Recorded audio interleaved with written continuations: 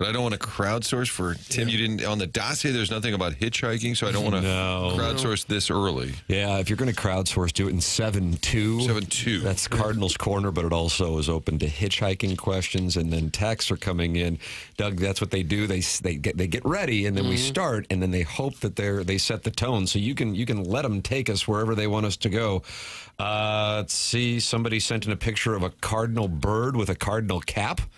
Oh, I see that. Very nice. That's a great accomplishment to get that little cap made and then place it on the head of the bird. It's no bigger than a thimble. Can we have Jackson break down the 3-on-3 league that Doug allows KMOV to air on the weekends? I predict this league will outlast the UFL. That's from Professor Roy Hinckley. So this gentleman does not want to hear about the Cardinals sweeping the Guardians. He wants to hear Jackson breaking down the 3-on-3 league. I think that's Ice Cube's league. Big Three. And Doug airs it on the weekends. I allow it simply because I don't work there and haven't been, so they can do whatever the hell they want to do. Almost 4 years now. So you want to fight Professor Roy Hinckley? I don't. No. They swiped that from Fox. That used to be on Friday nights, even on Fox. Bigger than CBS losing the NFL? It's kind of tied for first. The Big Three. I didn't know that was gone.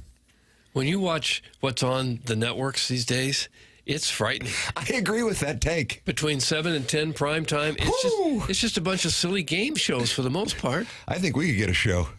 We almost could, yeah. I mean, they have just walked away from the dramas and the sitcoms and left it to the Netflix and the HBOs and those networks. Guess where the Real Housewives of This show has legs. TNA. I think it's why Fox goes all in on sports. Like, what else we're going to do? Yeah, I guess that's it. The networks don't make the money they once did, and so they don't want actors making $5 million an episode. Can't afford that anymore. That's probably got something to do with it. Big Blonde Dan is in the Michelob Ultra YouTube chat. That's youtube.com/TMASTL. Already 100 people have gathered. Boy, they were just waiting for us today. That's what happens when the Cardinals go on a sweep. Yeah, everyone's thrilled. He said, I'm trying to drive and watch Tim. It's so dangerous. Those eyes. Am I right?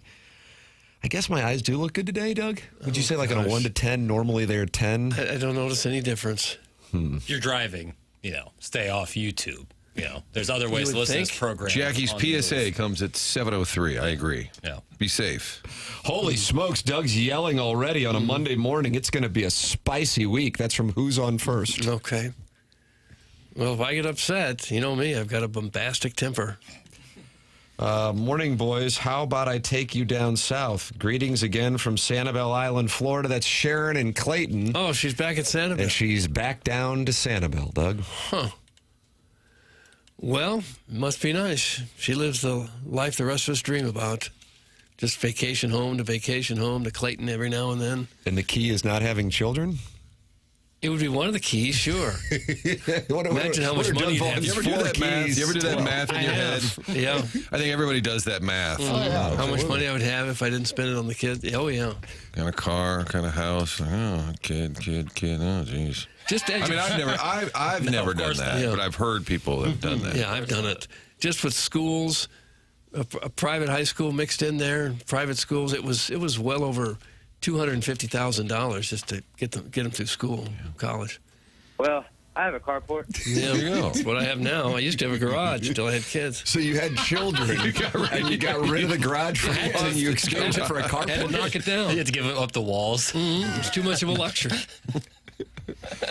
What was Marmol thinking yesterday, sitting Burleson? Go for the jugular, Marmol. That's from Evil Calvin. Oh. Well, Doug, they lost yesterday. No, they won. They won big. I know what the guy's saying is you're a contender now. Play your best players all the time. But they are human beings who do get tired and do get bumps and bruises. And a day off every now and then can help. I think a lot of it's scheduled. So they'll know ahead of time. Hey, you're off Sunday. But then Saturday night, if a guy goes 5 for 5, are you tempted to say, well, I would be. Let's push it to Monday? With the win yesterday, the sweep over the weekend, Doug, we've got ourselves a barn burner in the National League Central. The Cubs and Brewers both lost yesterday, while the Cardinals won in Cleveland for the sweep. And they are 2.5 back of the Cubs, a half game back of the Brewers. And by the way, the Reds are lurking. They're just 2.5 back of the Cardinals. I think, for me, the headline from the weekend would be the starting pitching, because if I were to be concerned about the Cardinals in the second half of the season, it would be the sustainability of the starting pitching. But the variable, from my standpoint, is Liberatore.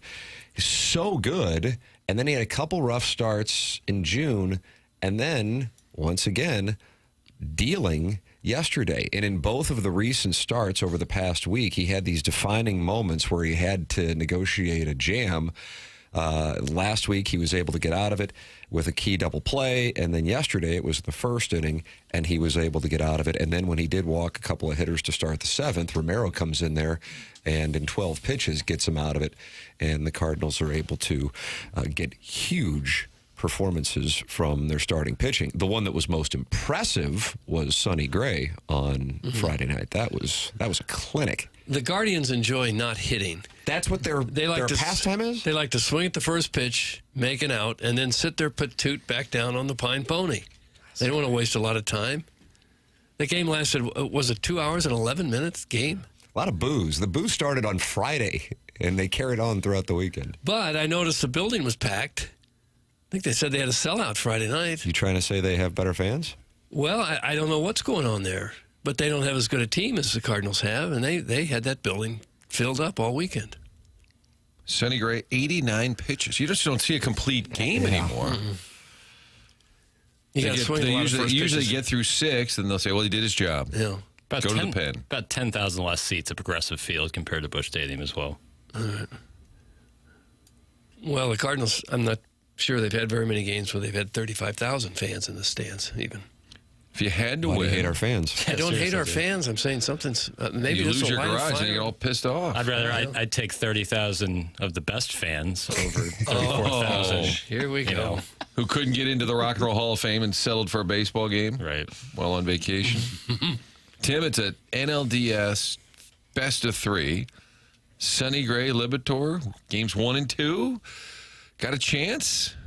Yeah. I'm saying in all seriousness, if these guys can pitch like this, you got a chance That's correct. to win a short series. That to me is the variable. Gray is more often than not going to pitch quite well for you. The variable is then who follows suit. And then, of course, with this being the final day of June, you turn your attention to how things shake out here over the next 4 weeks for the deadline.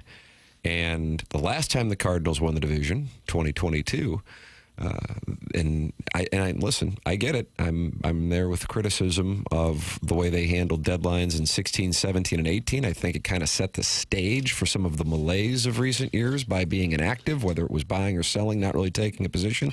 The last time they were in the mix in 2022, they went out and acquired Jose Quintana and Jordan Montgomery.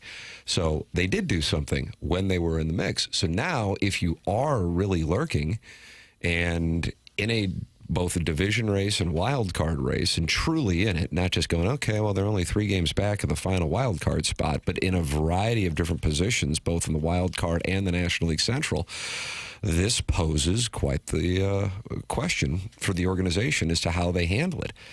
If you have 2 true legitimate starters, and they very well may, I think that then they have to consider bolstering that rotation, which is not the direction that I think they were anticipating going. If anything, I think they were probably thinking they would be trading Fetty, trading Matz, possibly trading Helsley at the deadline. And so that sweep coming off of the 2 losses to the Cubs puts them in a totally different light going into the month of July.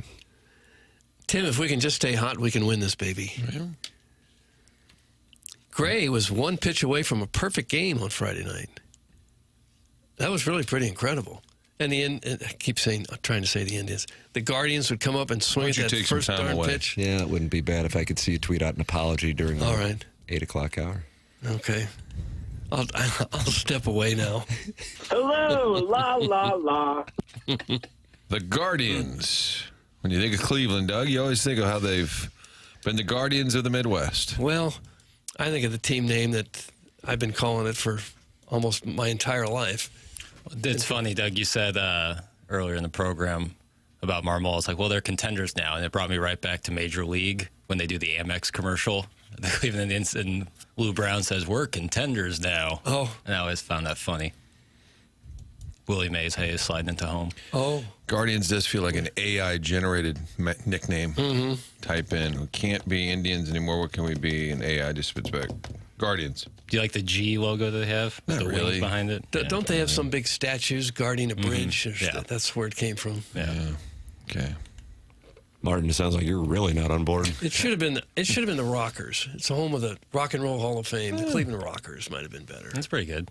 Cleveland baseball team. Can have John Rocker be like the logo. Well, maybe not him. Him come Might be through. a little drastic. That'll really clean things up. We've Right. offended people for decades. Now we roll out John Rocker to throw out the first pitch. We're going all in on this. You can call into this program, 314-974-0101. Collier and Thompson phone lines. You can text into the program. Air Comfort Service is the sponsor of the text inbox, 314-399-9646. And you can also participate in our Michelob Ultra YouTube chat, youtube.com/TMASTL. Now 141 friends have gathered on a Monday morning. Why with these Cardinals selling, fans are gathering. Or soaring, the fans are gathering and buzzing here in the Mound City. YouTube.com/TMASTL. Stiefel Dossier, Chris Kerber is a regular on 101 ESPN at 8:15 on Mondays. He'll be with us in the 8 o'clock hour. And Brad Thompson at 9:30. Then we have the Design, Air, Heating, and Cooling email of the day, the morning after at InsideSTL.com. Doug, there's your Stiefel Dossier. You've been appropriately briefed, and now prepare for the Magic. We've got Magic coming up. I think so. I feel All good right. about it. I'll tell you what, we shaved strokes on Friday, Martin. I know you had a family trip. Jackson did not want to play with us because he was playing St. Louis Country Club. So it was Chairman Kurt, Doug, myself, and the delightful producer Joe getting together for a foursome. Producer Joe still has a landing strip. And this Chairman Kurt, who's a 16 handicap, am I right? 16? When I last had an active gin, I think I was a 16. Oh, you're on the Grant now? I'm just handicapless. Handicapless. That was the first round of the season. The man, and I'm not BSing you, I'm telling you this, the man shot even par on the front nine. And it was not. That's good. It was good. It was not like a guy rolling in putts and just like didn't know what the hell was going on. Doug, his short game, the angle, the traj just would trundle up. Everything was right there. It was unbelievable. If Why, this were he was like clicking on all cylinders. If this were a game where we were gambling for material dollars, I don't know if you would have been able to get to the 10th hole because you would have been put in the river. You would have been put in the river. If you show up as a 16 and we're gambling and you shoot even on the front nine, you probably are disposed of in the river. Mm-hmm. Maybe just right to the river to pair, too. You wouldn't even get in the Mississippi or Missouri. That's where I belong. The river. Certainly sucked all the game right out of my golf bag. I hadn't played that bad since I was 12 years old. Is that right? Oh, just horrendous. Tower T back then. Oh, yeah. Yeah, number 7 was always tough there. Some days you get there, you don't know how to hold the club, you don't know how to stand, you don't know how to swing. It was one of those days. Just Kurt, horrendous. no offense, I didn't see it. I've never. None taken. I didn't see it either. It was unbelievable. Yeah. But it wasn't like fluky.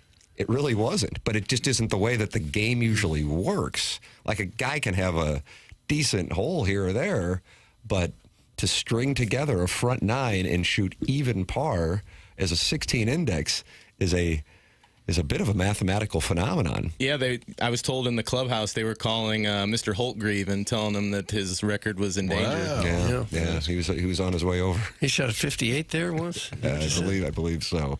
58. He's probably got the record at a few places around town. Yeah. The record now belongs to Sean Brennan, Doug, as you know, but Jim Holtgreave did have it for a number of years. But Chairman Kurt Jackson, I mean, I don't know what to make of this. This guy comes out there. You're over at St. Louis, so you're not paying attention. You probably didn't have cell service. Listen, some guys step up to the plate when the lights get brightest, and Chairman Kurt certainly falls into that category.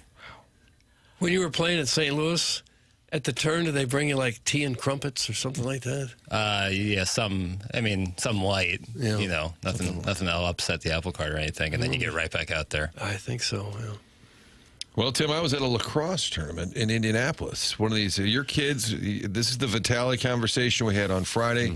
They start going to these out-of-town tournaments, and there'll be 4,000 teams from all over the country.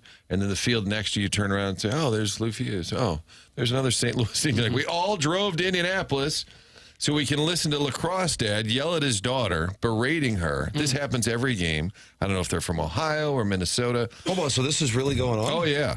Just berating their own kid. Like off to the side? No, just screaming, come on, Lily. Get back, Lily. What are you doing? And then the daughter, you can tell, is just like about to cry. No. And I debate in my head whether I should say something.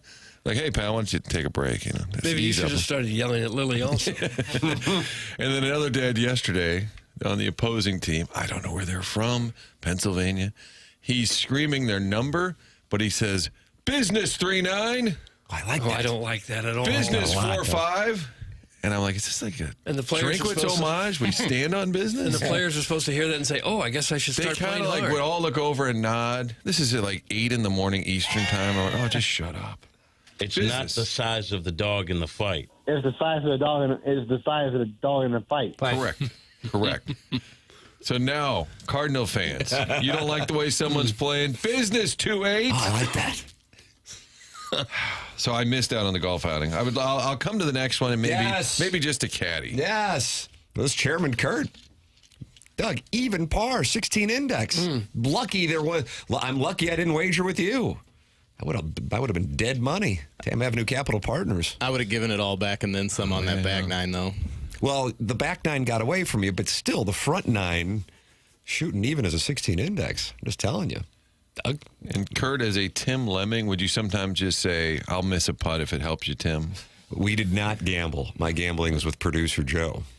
And producer Joe clipped me for one of the bets. We had 4 bets out there, but I think I had to give him 12 pops. Doug, as you call them, poppy seeds. I don't. Maybe I'm just a man of the people. Okay, It Joe. was. I threw my clubs in the Merrimack River on the way home. That's where Chairman Kurt would have been had we been gambling. Yeah. You were a joy to have in the cart, though. You're a joy to have in the cart. Did Doug do his classic line of you tell him the yardage and he says, "Boy, I just don't have a club for that." I think I might have heard that one a time or two, Yeah. or some I don't have variation. the right clubs. 115 yards. Well, I don't have a No, club for who's that. got a club for 115? Not me. He had a shot that was 150 that he didn't have a club for, but when it was announced that it was actually 151, he had something for that. Right, yeah. That's different. What happened on the back nine? That's from the Gray Summit Gray Goose Guzzler. Chairman Kurt. Well, I'll start by giving you the score. I believe it was a 48 on the back. The man shot 34 on the front, Doug. 48 on the back. But we're going to Okay. focus on the 34. Sure. I lost all the momentum with the rain delay, and then tried to be a trooper and walk with you guys, and the humidity was getting to me. I was pretty damp at that point. Glasses were fogging up, and when I told Jackson when the boat started taking on water, it took on water quickly. Mets have nothing to hold their heads down for, except they didn't play that well, and they gave away this World Series. Yeah. What about that? We were at Westboro, right there, and I guess that's Webster. Oakland, maybe. Oh, yeah. Webster, Glendale, Kirkwood, Barry Oakland. Road and 44. Yeah, it's like the Four Corners. Does that Yeah. Doug, Colorado, Arizona, New Mexico, all and those. Utah? I always Tim. advocate if the Raiders would move here, their headquarters would be over there because then they'd still be in Oakland. But the big storm rolled in, so we had to stop for a while. And it was a big electrical storm. And then I didn't think much of it except that it rained for a while. Then I got home, turned on the news, and about a mile away they had enormous trees down in Webster Groves. Wow. I didn't think it was that severe, but apparently it was. Straight line winds came through in the front end of that storm.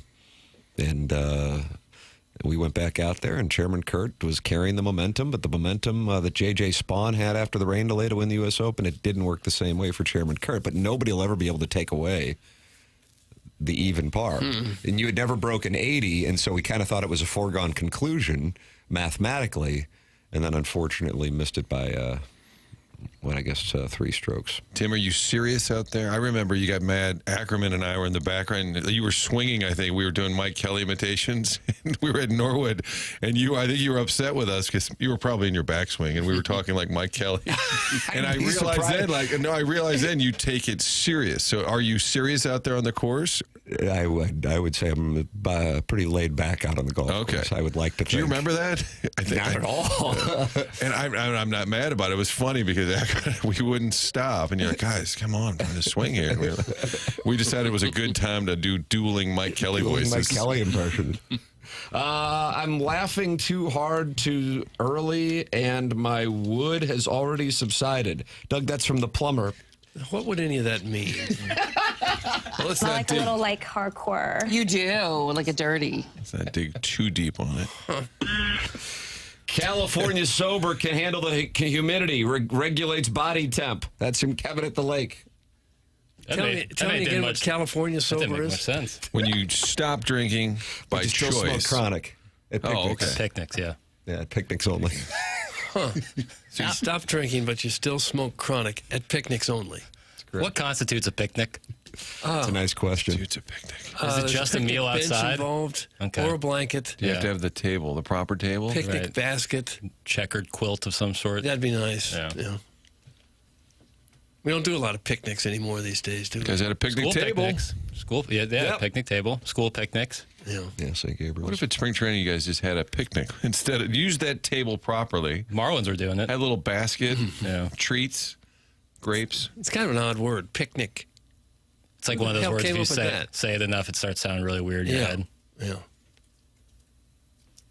Yeah, it just doesn't seem to fit for what it's used for. Have a good day, guys. Marmol didn't make me mad this weekend. That's from Lisa. Lisa's usually very unhappy with Ali Marmol. Today, she's celebrating that she didn't get unhappy with Ali Marmol this weekend. Well, that's big of her coming off a 3-game sweep. Chance for another sweep because they're heading to Pittsburgh. Now, as we know, nobody's playing better than the Pirates, but perhaps the Cardinals can continue with some momentum. Pirates have won 3 in a row. Yeah, So they really sweeping the Mets. Worked them. Ron Darling couldn't even say anything after the game. Sweeping the Mets. So nobody is playing better than the Pirates? I think it was like the most lopsided series loss in the recent years for the Mets. I mean, they lost 9-1 on Friday, 9-2 on Saturday, and 12-1 yesterday. So the all at Mets- the hands of the Pittsburgh Pirates. Caller from last week is probably really upset now. I got no wanna hear balls. that guy. He was mad last week. Now what? I do think the skipper at one point muttered something about the Pirates playing great, and we all like, God, they're like 30 under. And Oh, he said nobody's he's playing better than the Pirates right now. We're like, whoa, that's actually not true. I understand they're hurting, their injuries, their pitching staff, but you know what? Then you got to bang it out. You got to hit. You had opportunities for the last couple of nights, not to mention the first game in Atlanta that you gave it away. All right? So I don't want to hear about the pitching staff. How about these hitters? How about Lindor again? He started off great. Where's Big Pete? Where's Big Pete? Where's Soto? Okay? I want to see these guys.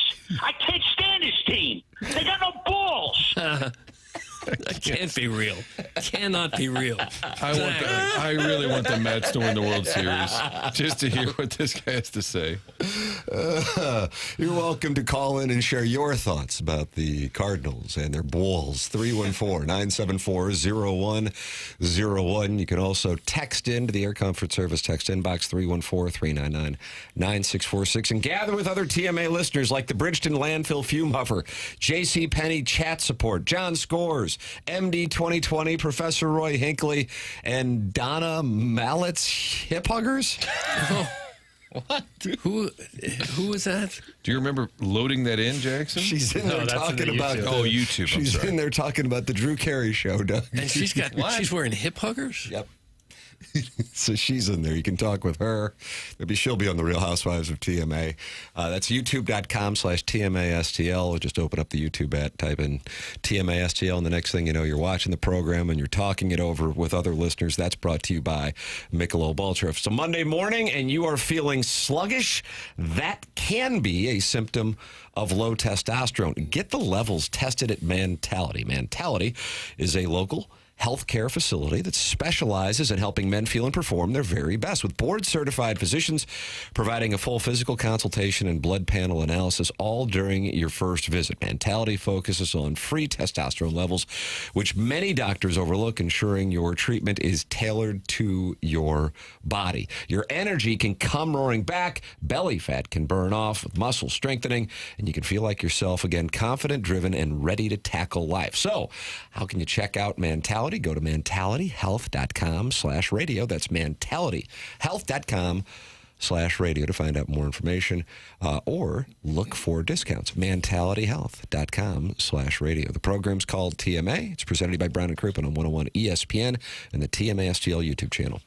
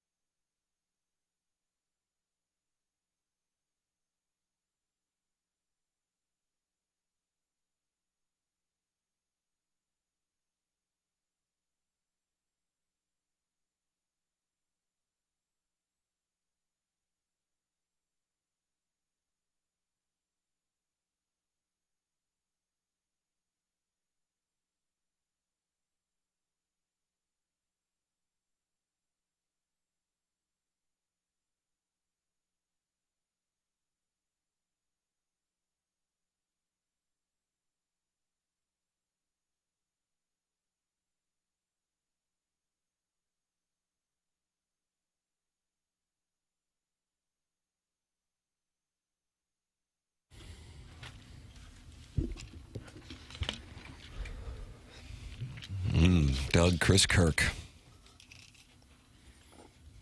Chris Kirk. Yeah, I was going to say that. I mean, Really? there's nothing for Billy Gilman to be unhappy about. No, I wouldn't Minus think so. Chris Kirk missing, 3.5 footer. Just pulled it. Didn't even touch the hole. Was that the third hole of the playoff? I didn't watch it. Nice show prep, ass. Oh. I think I was doing yard work. Oh, yeah, well, we were working on shrubs. Oh, we got a transplanted a bush. It's not doesn't seem to be surviving. So tried to do it again. Did a little trimming, a little weed eating, that sort of thing. Had to deal with a dead squirrel. Oh, yeah, in the you had a dead backyard. squirrel. Yeah, that was in the TMA group chat this weekend. People think we're breaking down the Cardinals in the group text. Doug had a dead squirrel. Oh yeah, stiff as a board. It is really uncomfortable when you see them and they're stiff as a board. They're flattened somehow. Ooh, Yeah. I Couldn't figure out freaks how me out. I don't know how he died though. There wasn't like there was an electrical wire right above it. There's a tall tree. Do squirrels just fall out of trees to their death? I don't know. They lead kind of a risky life up there, jumping around. I think you could fall at any time. See? I guess. And they're always kind of sprawled out like a body, like a police outline, like the scene of the crime. Yeah. Sonny Gray won't pitch once versus the Cubs in 7 games within 2 weeks. That's managerial malpractice. That's what we're not happy about, Doug. Okay. That's from Illini Greg in Green Bay. He's not pitching in the Pirates series, I guess. I would say not. Pittsburgh. Well, Pittsburgh, I mean, the yes. Cubs series? Cubs, no. Yeah. Which is strange because they do usually line all of that up. I would agree with that. Yeah. I mean, we were just talking about, it looks like. Well, his term would be, what, Wednesday? You could hold him out, though, to wait till Friday, give him an extra day. It looks like you have 2 legitimate starters if there was a playoff series with Gray and Liberatore. I mean, this Liberatore thing has just been one of the most pleasant surprises of the season. And to not have Gray pitch against the Cubs, which, of course, was what took place in the 4-game series last week, and as scheduled right now, it does strike me as surprising. So, Doug, we have found something to not be happy about. Right. That Wednesday afternoon game, they're all going to go up swinging at the first pitch anyway, right? Yeah, so, yeah. It's going to be 2-1, regardless of who pitches. So. He's got a sub-3 ERA against the Cubs over his career. So it's not for, like... a matchup reason. Right. He's been dynamite this year. He's got to be an all-star, wouldn't you think? Gray? Yeah, I would think.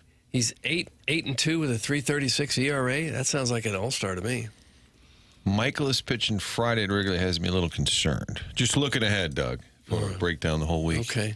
Take a hike, Illini Greg, you overweight kettle pot looking dweeb. That's from Steven Time. I guess he knows Illini Greg, and he says he's a kettle pot looking dweeb. Kettle pot looking dweeb. Kettle, does that mean he's got a big boiler? You know, I don't think many people thought real highly of the Central Division at the start of the year. They're the only division in baseball with 4 teams over 500. And even the 4th place Reds are 4 games over 500 with a plus 40 run differential. Right now, you could make a pretty good argument it's the strongest division in baseball. It's not like everybody's beating up on the Pirates. I mean, they are when they get their turn. But it's not like the old schedules where you're playing the Pirates 18 times in a year.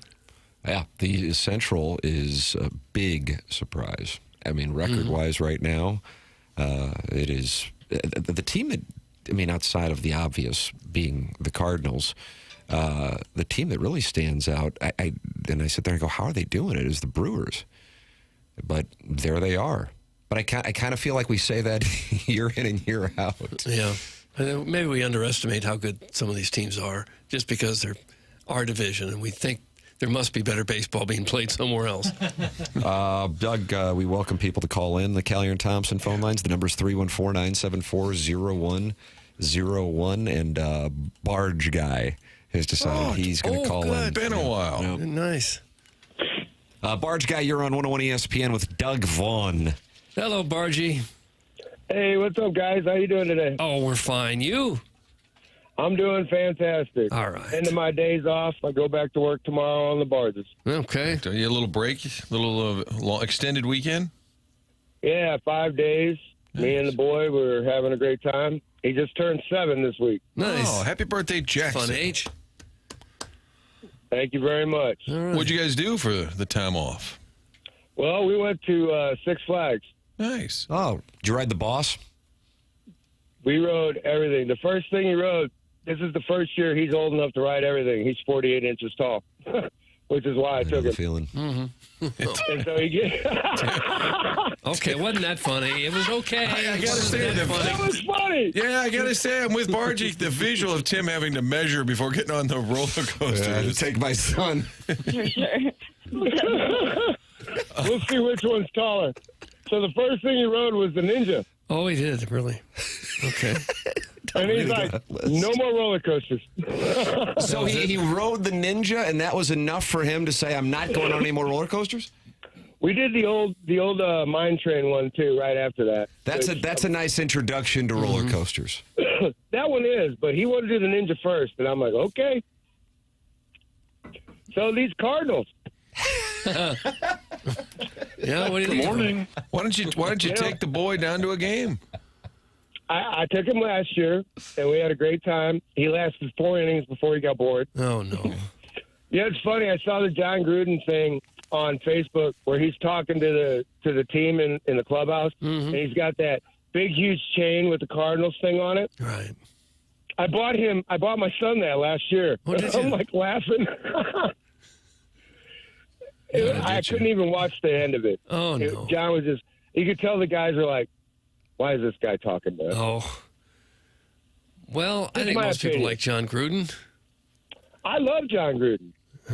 And I love his affiliation with St. Louis and his infatuation and love for the Blues and the Cardinals. Honestly. Okay, That's true. all right. Yeah. True.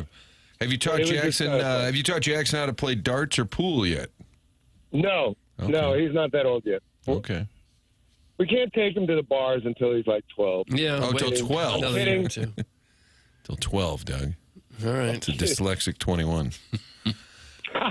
That's good.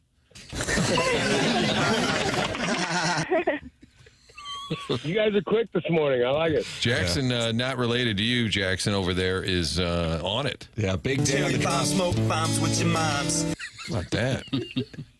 You know, I just think this team is young, and this team have been together for a couple years, and they just have no fear.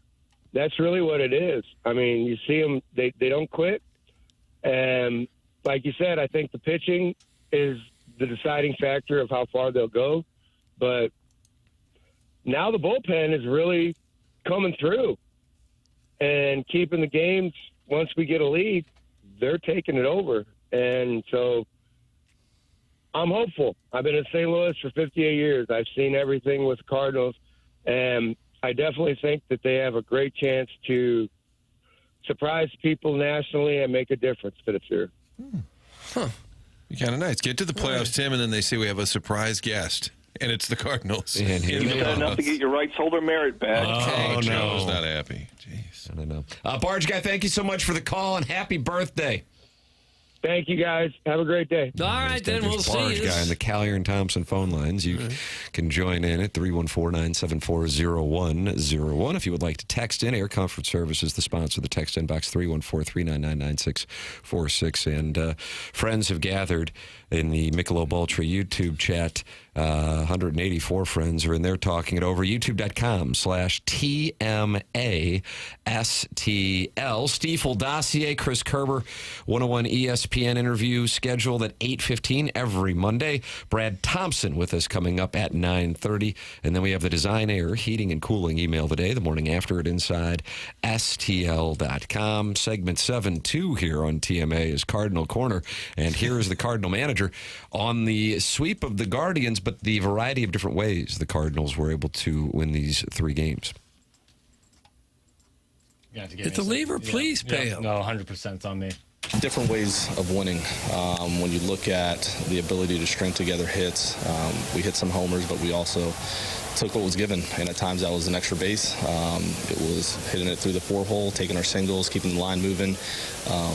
But then our pitching staff did a really nice job, man. Outside of that 1 inning on Miles, I mean, we threw up a ton of zeros. So a lot to be proud of and excited about in this series, and now we get ready for the next. Yeah, a little knock right there at the end. Base hit to right center. Nice piece of hitting. Yeah, everything went perfectly this weekend. Can't ask for better than that. Cleveland's not a bad team, about 500. They've just stopped hitting completely. Have a couple guys get some hits, and maybe Victor Scott getting a little bit of confidence back. It's important. About Gorman, I mean, that thing was Gorman too. Shipped off a lefty, no less. If Gorman gets it figured out, it's really a pretty good lineup. You got really got some 6 hitters homers in the month of June. Up and down, yeah. He gives him a whole new look when he's clicking. Nolan Gorman got his eye back. He seems to have. Usually I play that as a joke, but that's a big fact. Yeah. Got 10 walks, which usually indicates he's got his eye. Yeah.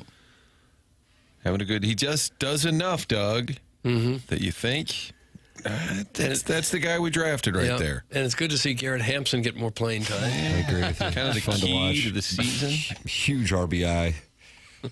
I just don't get it. Yeah. Maybe I will later. Was DFA'd by the Reds less than a week ago. We want nothing for him, just take him, and now we're just starting outfielder for the Cardinals. I don't get it. He has started 3 of the last 5 games. Am I right on that? I think so. Yeah. 2 against Chicago. Mm-hmm. But I mean, you can't argue with the impact he's had on this club because it's next to no impact, except for that inning where he made 3 pitches and got 3 outs, tied a major league record when he did that. Would you say he's their best reliever? So far. Might be the most efficient. You want quick outs? You put in Hampson.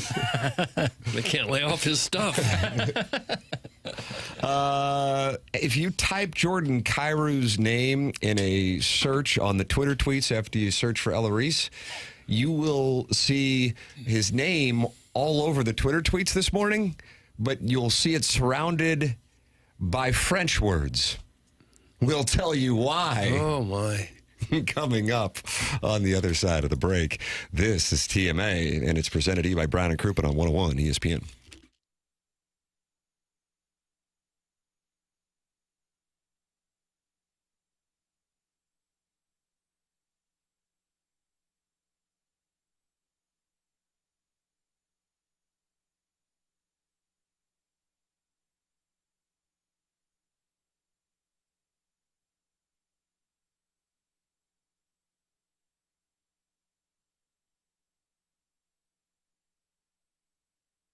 Together Credit Union's partnered with the St. Louis Zoo, and they want you to know what goes on at the zoo. How about caring for over 12,000 animals? That represents nearly 450 species. St. Louis Zoo has an impact on wildlife and conservation. It's a big deal. That's why St. Louis Zoo and Together Credit Union teaming up here for the exclusive Zoo debit card. That debit card rounds up the change from your transactions. They donate that money back to the St. Louis Zoo. Those donations help further the mission there of animal care and management. They do research, education. Also, when you get that card, you get some special perks there. Discounts, attraction tickets, parking perks. Doug's all about the parking perks. And if you sign up now, you also get that sea lion plush toy with your St. Louis Zoo debit card. How do you get the card? Pretty simple. Go online to togethercu.org or stop by any of those 14 local branches. Together Credit Union, partnering with the St. Louis Zoo. Sign up today. Support the zoo. Visit togethercu.org for full terms and details. Together Credit Union, federally insured by NCUA.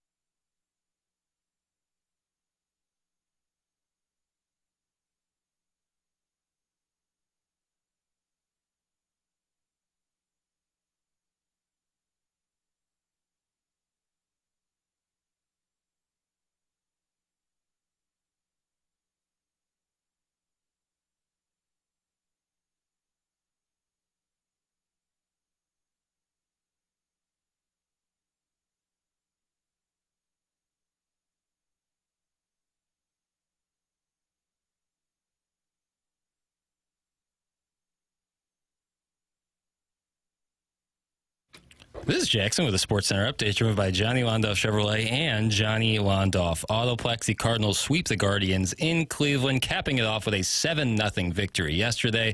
Back in action today as the Cardinals try to stay hot against the Pittsburgh Pirates in Pittsburgh. It's going to be a 5:40 p.m. first pitch with Eric Fetty toeing the slab for the Redbirds. That was another Sports Center update driven by Johnny Londoff Chevrolet and Johnny Londoff Autoplex. See them at Londoff.com. Chevy, together we drive. Are you kidding me?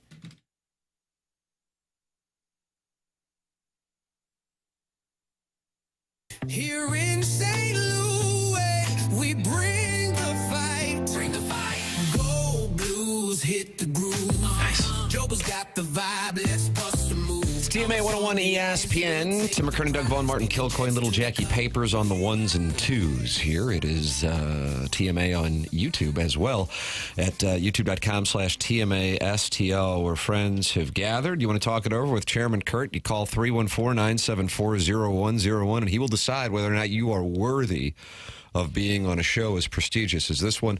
Callier and Thompson, sponsor of the phone lines.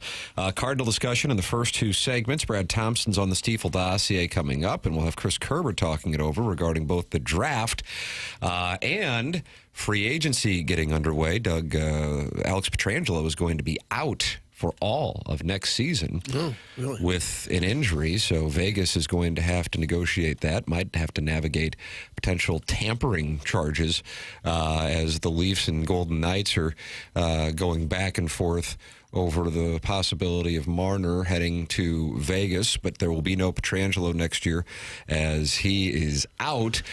The Blues, though, the topic over the weekend, and it does not go away because today is the last day that the Blues would be able to trade Jordan Kyrou without him having to give their approval. And in the hockey world, there is one team that continues to get associated with the Blues and Kyrou, and that is the Montreal Canadiens. So monitoring that situation, you type in Kyrou's name, and Doug, you will see things like pas les mêmes choses pantot c'est connu que Dobson voilà absolument venir Kyrou et plus rester à Saint-Louis. Huh. And that was posted by Mike Lemieux 3 hours ago. Right.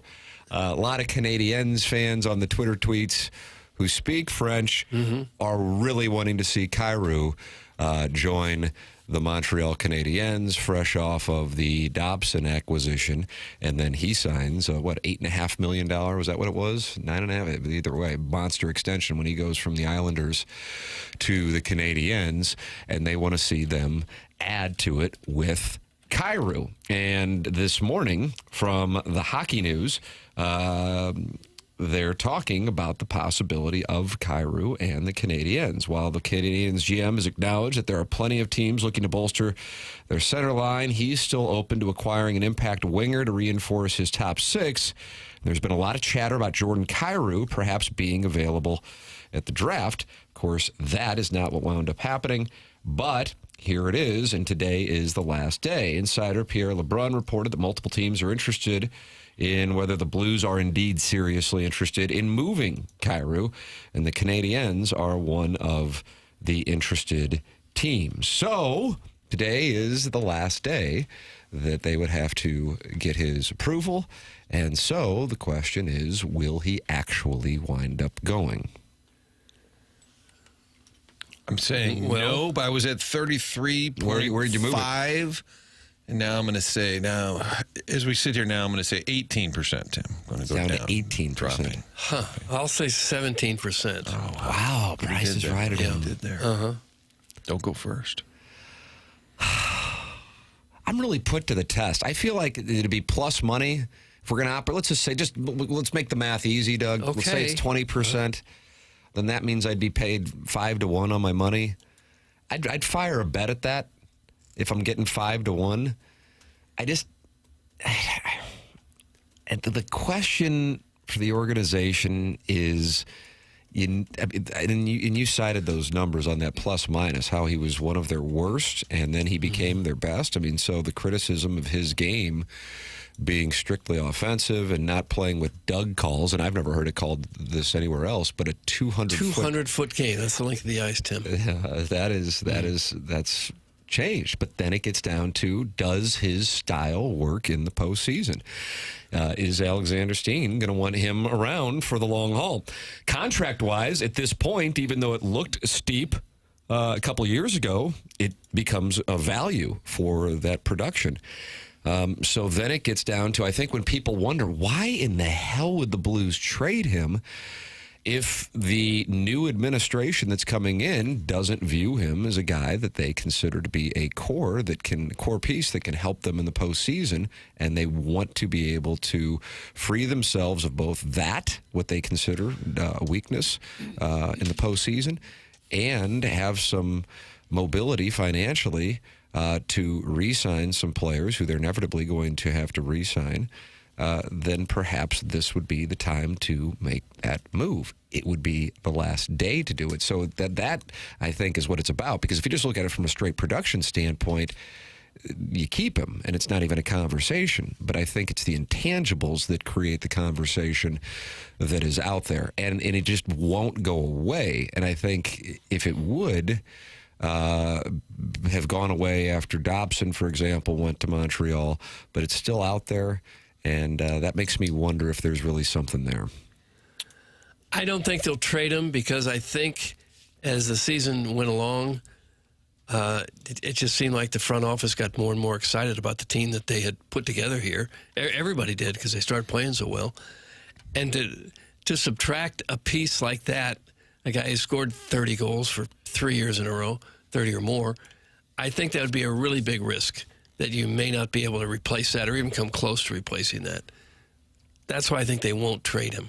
I was talking to a lacrosse dad this weekend. He said, I heard Vitaly on Friday with you guys. He said, I totally agreed with him. He lost me at the Rudolph analogy, which I understood. I said, there's a lot going on. But he said, I totally agree with Vitaly's defense of Kyrou, saying he's a great goal scorer. How many guys do you have to have that are muckers and grinders? And you still got to have some skill out there. Yes, you want more physical out of all your players in the playoffs. You got to be able to be tough and gritty and grind it out. But when you get to the playoffs, does every single player have to fit that description? If you get somebody that's an elite goal scorer, maybe that's enough. I don't think it will happen, but if it does happen, I think it will be Seattle.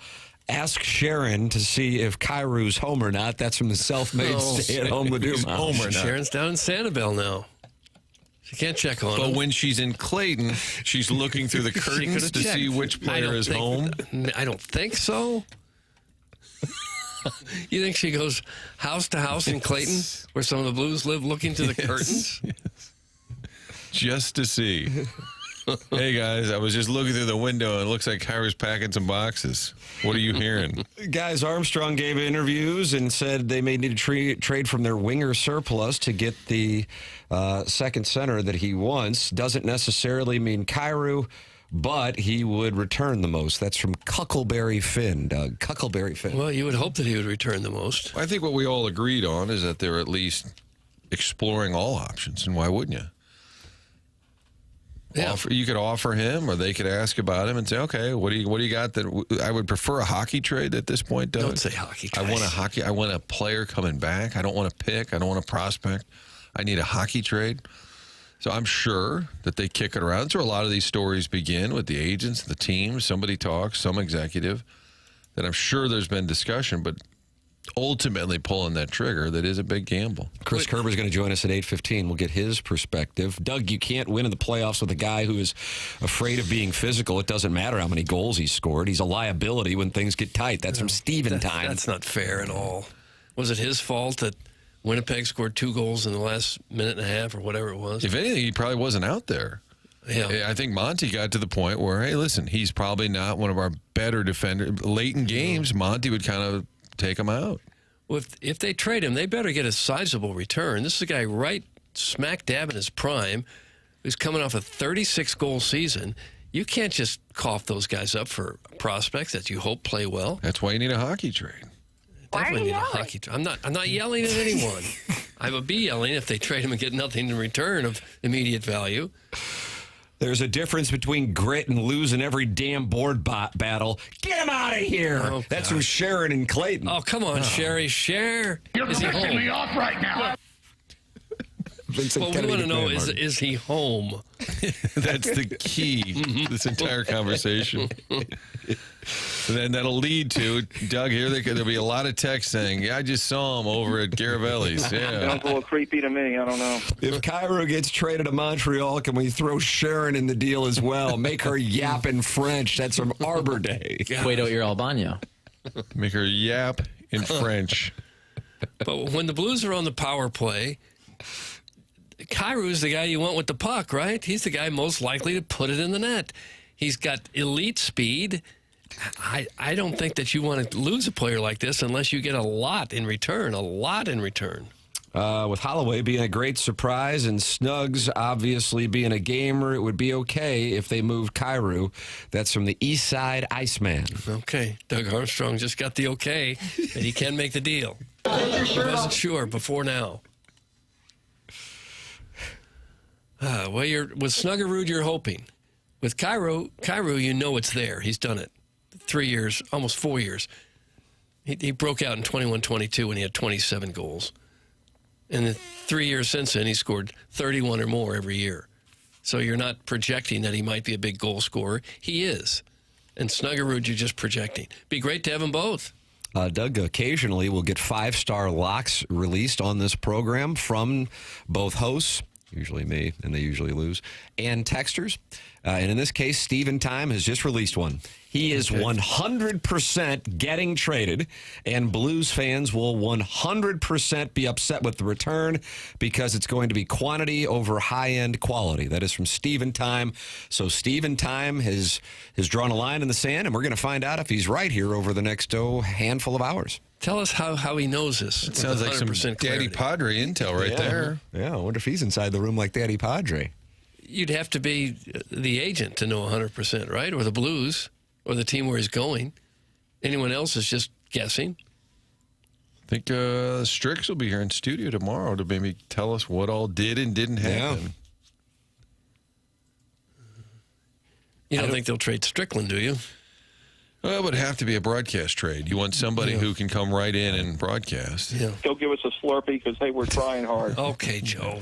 I don't care who they trade as long as we still have Tim. Yes, the best. Some Injun Joe's Cave Ride Magic Man. Stop it. Father Vaughn. Additional ding. Breaking news, Kyrou has been spotted at the Lowe's on Loughborough. He here. That's from Shrimply Pibbles, who oftentimes is sending in pictures of his wife. In this case, he's at Lowe's, and he says Jordan Kyrou is there. Is Lowe's open this early in the morning? Probably aren't. The one in Loughborough is. That's what it's known for. Do they sell hot dogs, or is it just Home Depot? I think Home Depot does. Yeah. Dirty Dogs. That's what it's called. He here feels like they're speaking Mike Lee to us. He here. Apparently, we don't need JR's services anymore, thanks to the clown who know-it-alls like Steve Insider Guy. That's from Ian LePerriere, and Lappy's not happy with Steven Time. Well, how can you text in and say he'll 100% be traded? How could anyone say that other than people are actually making the trades? Well, that's why Steven Time's insight is so valuable. He's the Shams Charney of I don't know that he TMA. is. The room is a sacred place. I can only tell so much. That's from Dada, who used to go by the name Daddy Padre. And he thinks he's in the room. And he's going by the name Dada. Sorry, time is out.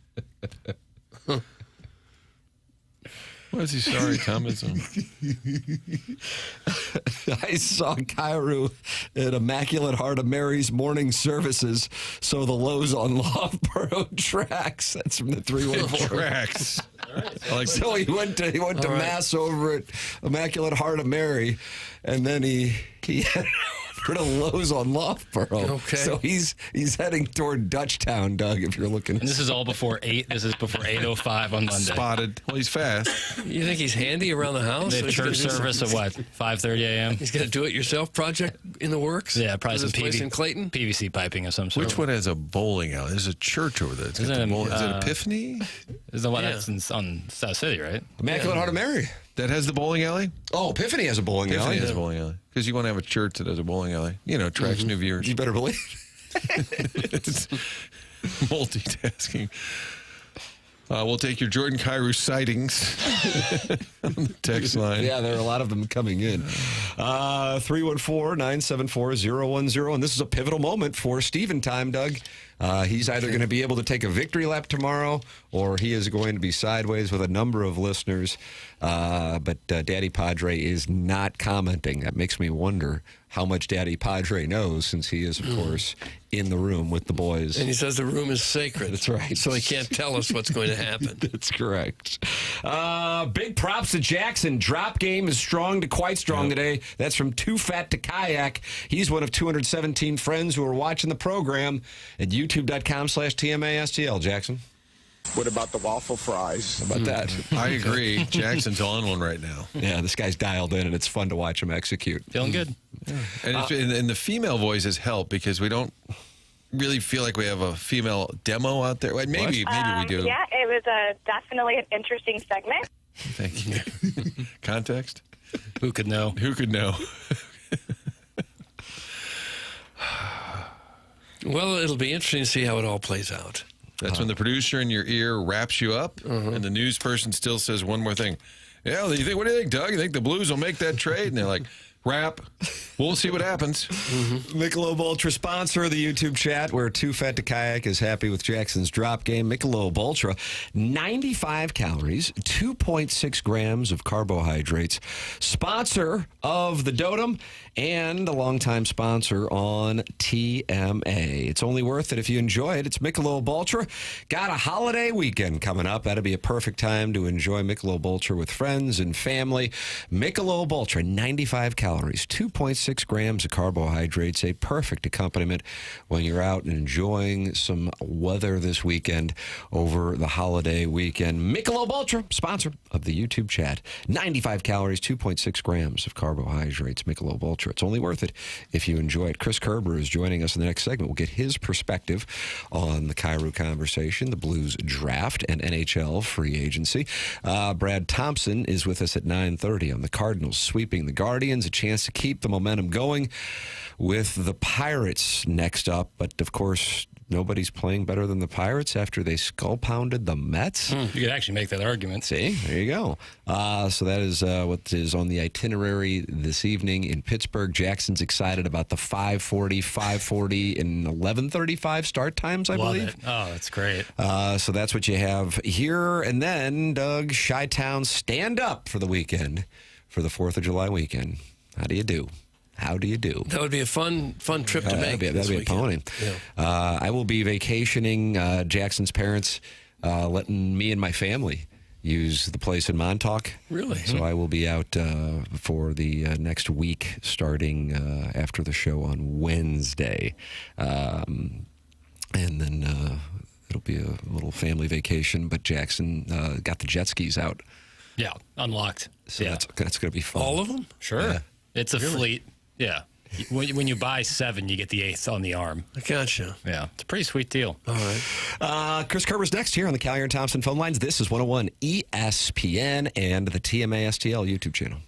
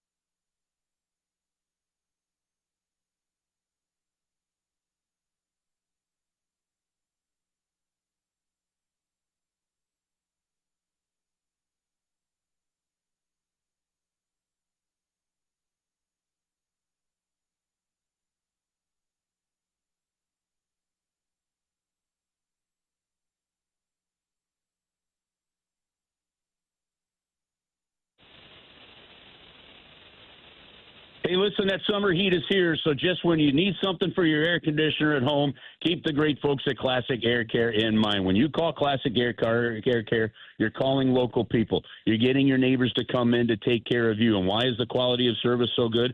Because they are your neighbors. They live here. They work here. They play here. They do charitable work here. And they want to make sure that the service you get is outstanding, and that is what you will get. They've got a 4.8 Google rating. Just log on to their website at classicaircare.com. Click on the reviews right at the top and see about the service you're going to get. They provide all the services you need, whether it's just a maintenance check to make sure things are running well. Maybe it's just a repair that needs to happen, or if you need a whole new unit, they've got that as well. It's Classic Air Care. So with the summer heat coming, if your air conditioner starts to sputter, these are the folks to keep in mind. They take care of my house. They'll take care of yours. Classic Air Care. You can get them online at classicaircare.com.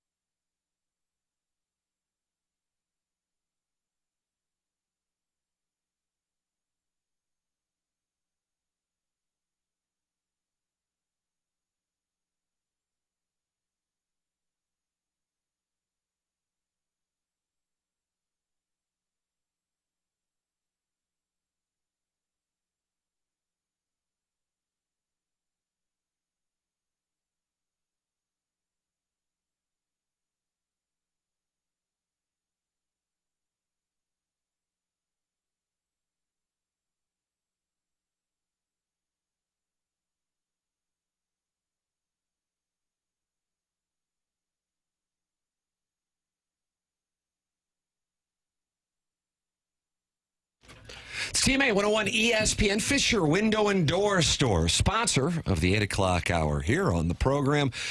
And it is our pleasure to welcome to the Callier and Thompson phone lines the voice of the St. Louis Blues. Doug, look, it's Chris Kerber on the line. Oh, that's great. Hello, Chris. Morning, Doug. How are you? Oh, fine. You? When's the last time somebody called you Chris? I never hear anybody call you Chris. It's always Curbs. Chris is good. Curbs is good. Yeah, well, whatever.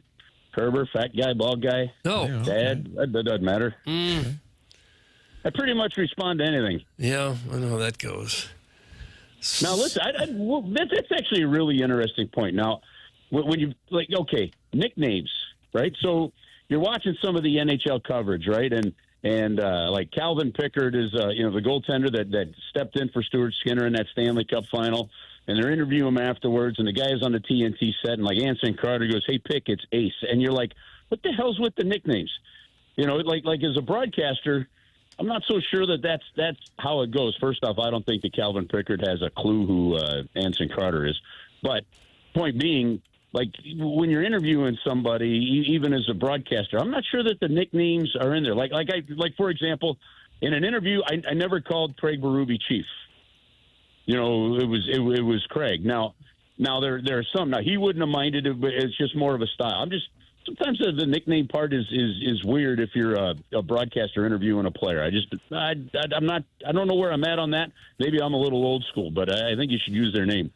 Like if I went up to Alec Burleson in the locker room and said, "Hey, Burley, what's up?" Hello, biscuits. Yeah. You can't do that. But then again, like somebody that's been around 20 years, like Wayno, it just became more of his name even. Like if I said Adam, and he probably wouldn't even turn around. But you're right. I think especially if you don't know the person at all. Yeah, that's they don't the know one. you. Yeah, like if you they don't know you. Yeah, if you're doing a Zoom on Friday night with Carbonell, and you're like, "Hey, what's up? Curbs here." He'd be like, hello, Curbs." You don't think Seattle media should say, "Hey, big dumper"? No, I don't. Hey, big dumper. No. If I was teaching a broadcast class, I don't know where I'd sit on that one. I think I'd be like, you use the person's name. First thing Doug and I said Friday, hit the old Google machine. The draft pick Carbonell is not related to Guy Carbonell. That was everyone's first thought. That's the first thing I did as well before I went on stage at the function there at Enterprise Center. It was once I took a peek at the card as Nikki Glazer was walking up on stage, I did that same thing. I think the Blues are I mean, every single team seems to be real happy with every single player, and every single player picked in the NHL draft has some player that they are comparable to until these guys either make it or they flop, right? And but the one thing that I like about what I've learned about this pick is, one, he's got a real strong attitude, like in terms of, I like to shoot the puck, but I like to shoot it from inside the dots, right? So you know that he likes to go into the quote-unquote tough areas. But the other thing is when you look at where the Blues and how the Blues do their draft and you get a little peek behind the curtain, you know, they had this as a player that could go as high as 13th or 14th, right? And so when he was available at 19, they were really excited. And even like 2 years ago, you know, they felt that Dvorsky could have gone as high as 7. So when he was available at 10, they're really excited about that. And that was one of the reasons Doug Armstrong, I think he said that, I don't know if he said this in his post-draft presser, but he did tell us on the air that night that he did say that had one of the teams just in front of them picked Carbonneau, then the Blues likely would have traded back another 4 or 5 spots. But when Carbonneau was available, they made the decision not to. I like Tom Stillman's theory about recent picks where he said, you know, in the moment, they always say, oh, we got the guy we wanted. But he said if you go back and redraft, like a Robert Thomas went 20th, but if you redid that draft, maybe even a Jake Neighbors, I love looking at it that way. Other news of the weekend, Kerbs, they locked up Joel Hofer. I guess there was never a doubt. And it seems like they've got a pretty clear path here where it's still Bennington's job, but that Hofer is the guy in waiting.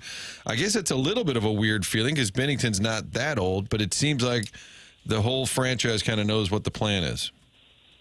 Well, it is an interesting one because you have now both Hofer and Bennington with the same term remaining on their contracts. They both have 2 years left.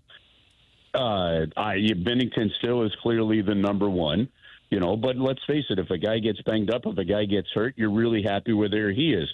You know, they're still, you know, bringing along, you know, guys like Colton Ellis in the minor leagues and they like him, but he's not ready to kind of be a full-time backup in the National Hockey League or a full-time NHL goaltender. So this gives some leeway. This gives some freedom to Hofer.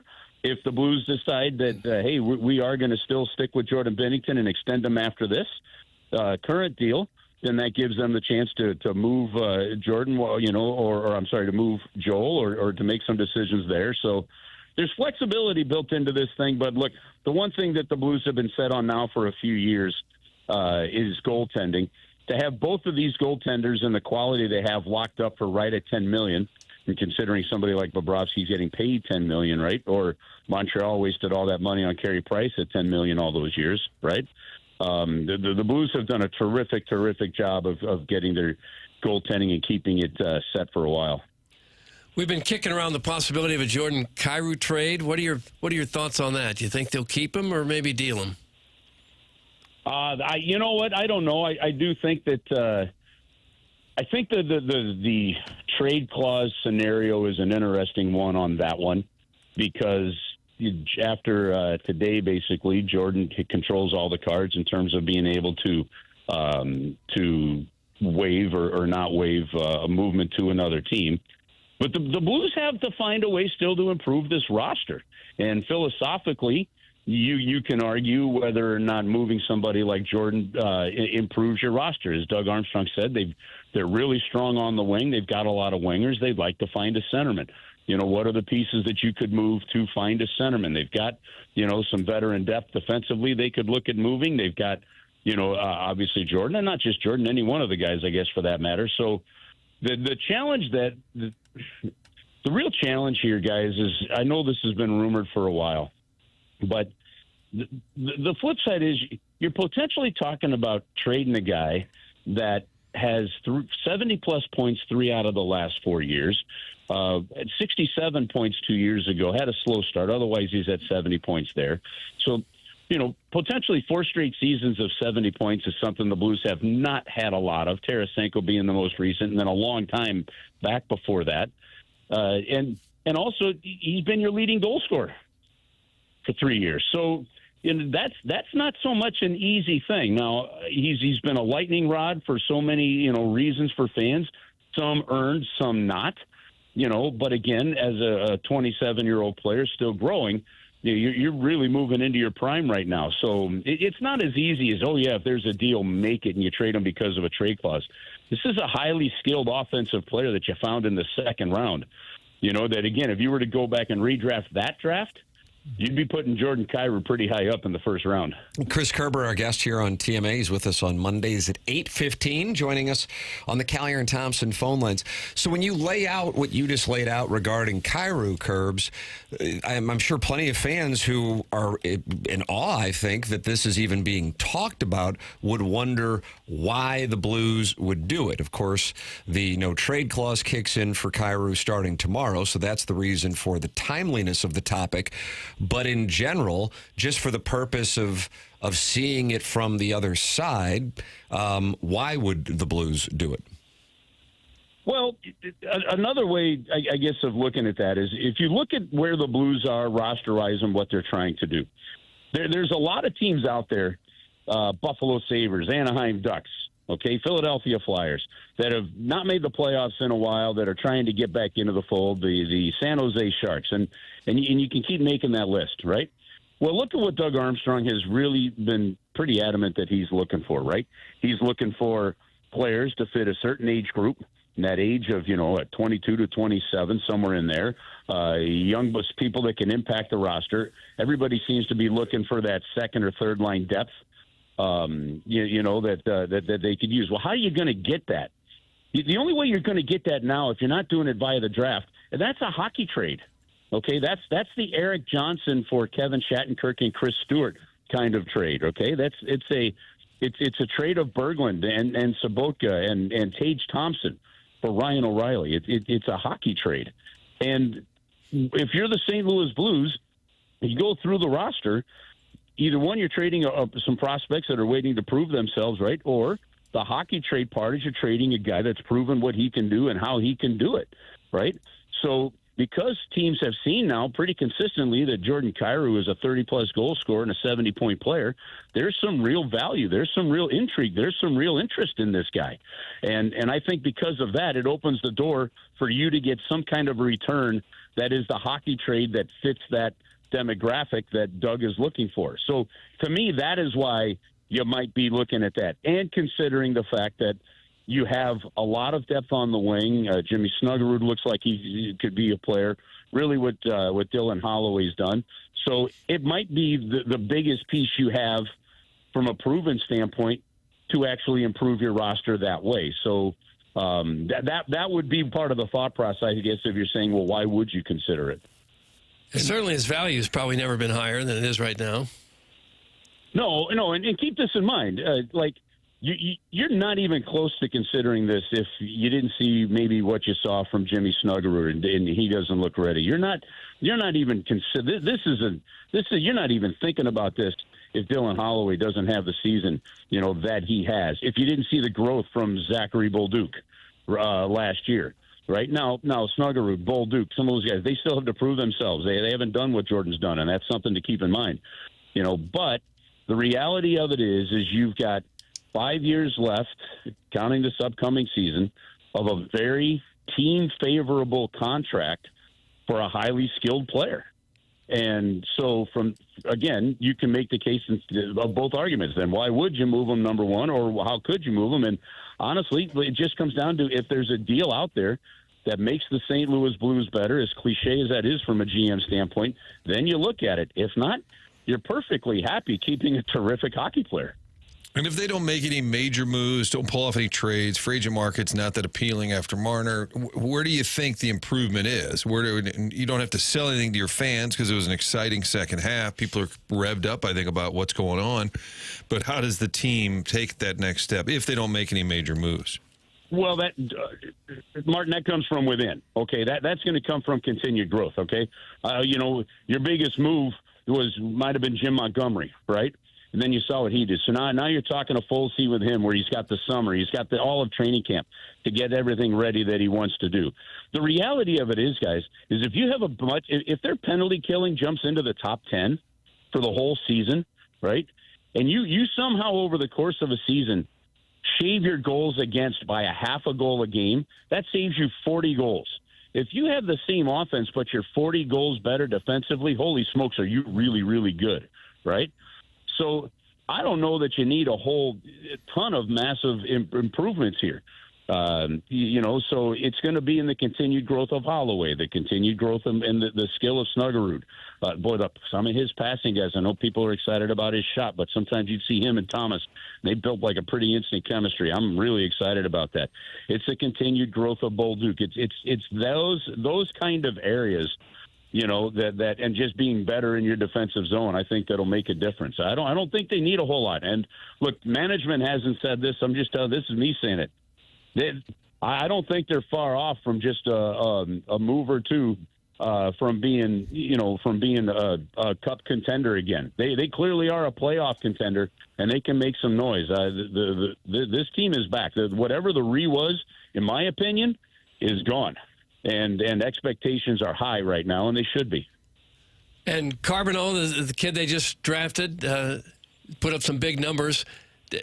He's only 18 years old. Do you know enough about him to know when he might be ready to play? No, I don't know that, Doug. But here's what I can tell you. You go back and you look at least in Doug Armstrong's tenure. And frankly, I'll take you all the way back to 05, 06, the year that the Blues went to dead last and then drafted Eric Johnson in 06. The last time, there's only 3 players as teenagers that have, in my opinion, have really played and impacted the Blues, and that's David Perron, Robbie Fabry, and Robert Thomas, right? So I don't, especially when you're picking 19th, you look, this is going to be a couple-year thing, hey, maybe he comes in and just totally destroys all expectations, but you can't count on that, nor are you expecting it, nor are you putting that kind of pressure on him. Plus, with as deep as this team is at wing, right, it's going to be a hard team to play and a hard team to make if you're a winger. So, typically in that spot, you're talking about another year, probably 2 of junior hockey. Look at what Dvorsky has been, right? And he may be back in Springfield this year. Look at the other first-round picks that they picked from a couple of seasons ago when they moved O'Reilly and all those guys, and now they're just starting to come over and play in North America. It's a solid 5-year process when you do this for most guys. And the reality of it is that's why sometimes I think trade the draft picks and get a player if you can that's progressed a little bit further, because I think you can speed up the process of developing your team. Chris Kerber, our guest on Mondays here on 101 ESPN, giving us his perspective on all things Blues. Kerbs, always appreciate the time. Thanks so much, man. Okay, guys, have an awesome week. Talk to you later. Happy 4th. Thank you. You too. Chris Kerber with us here on 101 ESPN. Tim McKernan, Doug Vaughn, Martin Kilcoyne, Jackson Burkett with you. The program is TMA, and it's presented to you by Brown & Crouppen on 101 ESPN and the TMA STL YouTube channel.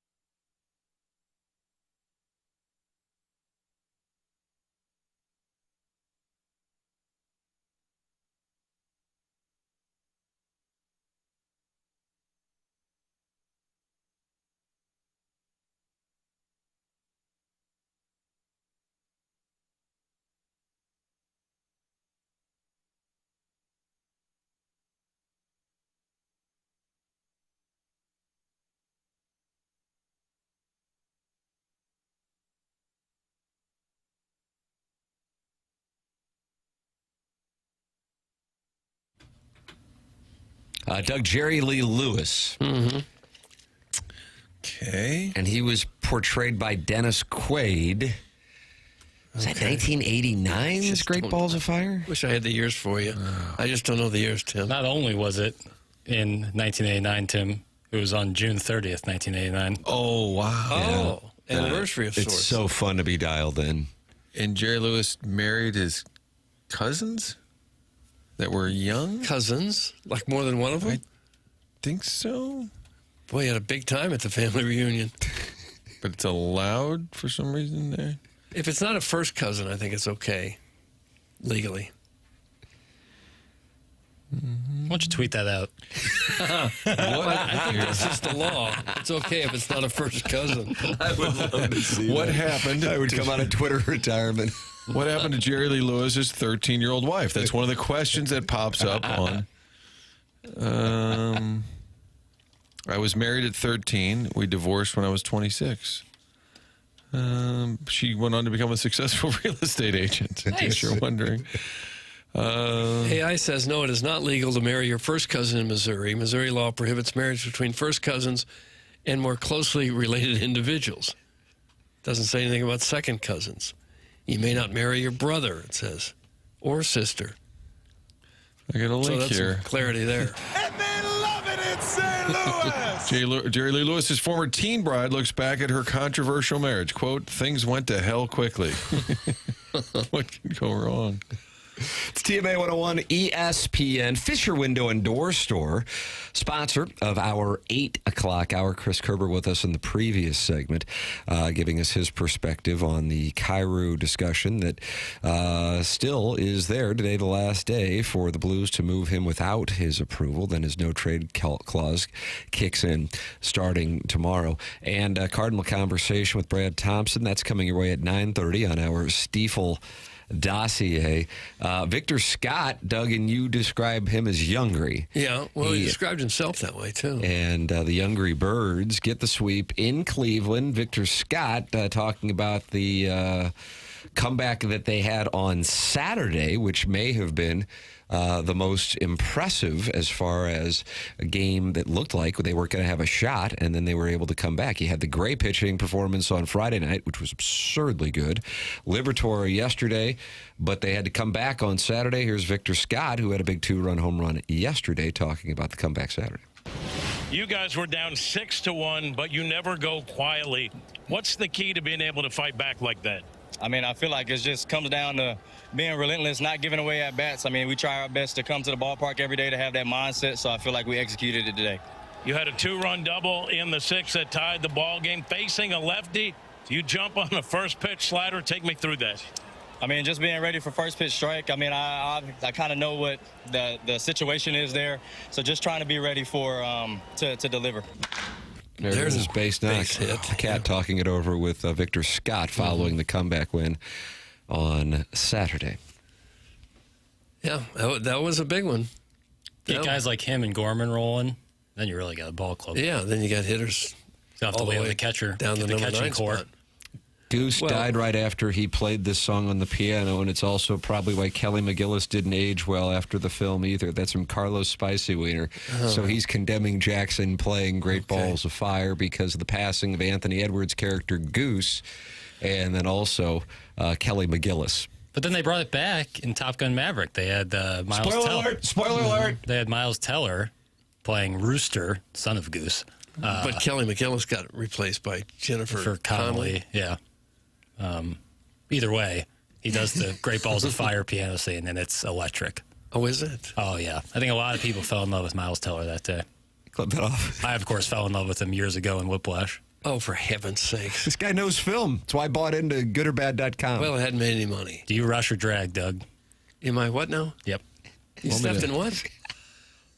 You guys want any follow-up on Jerry Lee Lewis' marriage? Please. Have you been, is that what you've been doing? Sorry. Someone said something in the YouTube chat, I think it was Dr. Malenthrop, said that I look bored during the blues segments and you guys need to give me an activity book.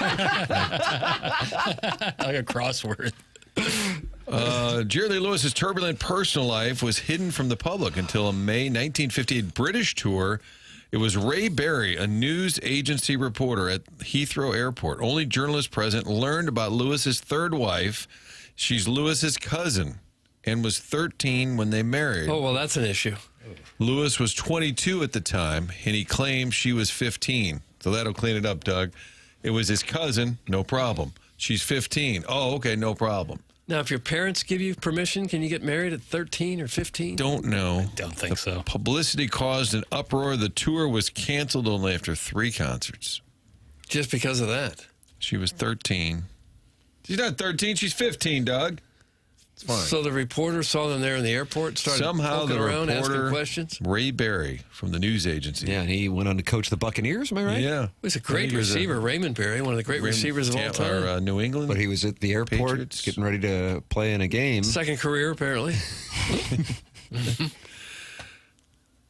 Now, he was considered one of the all-time greats until the game changed and they started throwing the ball every other down. And his stats kind of don't play well today, but back in the day, he was among the all-timers. This is this show, man.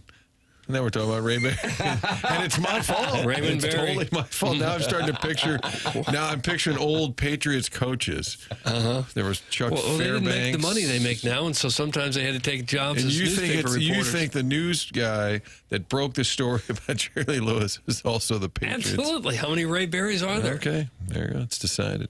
J.K. Simmons was the star of Whiplash, Jackson. Jesus. That's from Doug's prison wallet. I think it's crazy considering he won Best Supporting Actor at the Oscars that year. No. Well, then he wasn't the star. He was just the... He was the supporting Miles Teller, the main character. Nice. Nice to settle that. He certainly stood out. Did he? But Miles Teller was also awesome.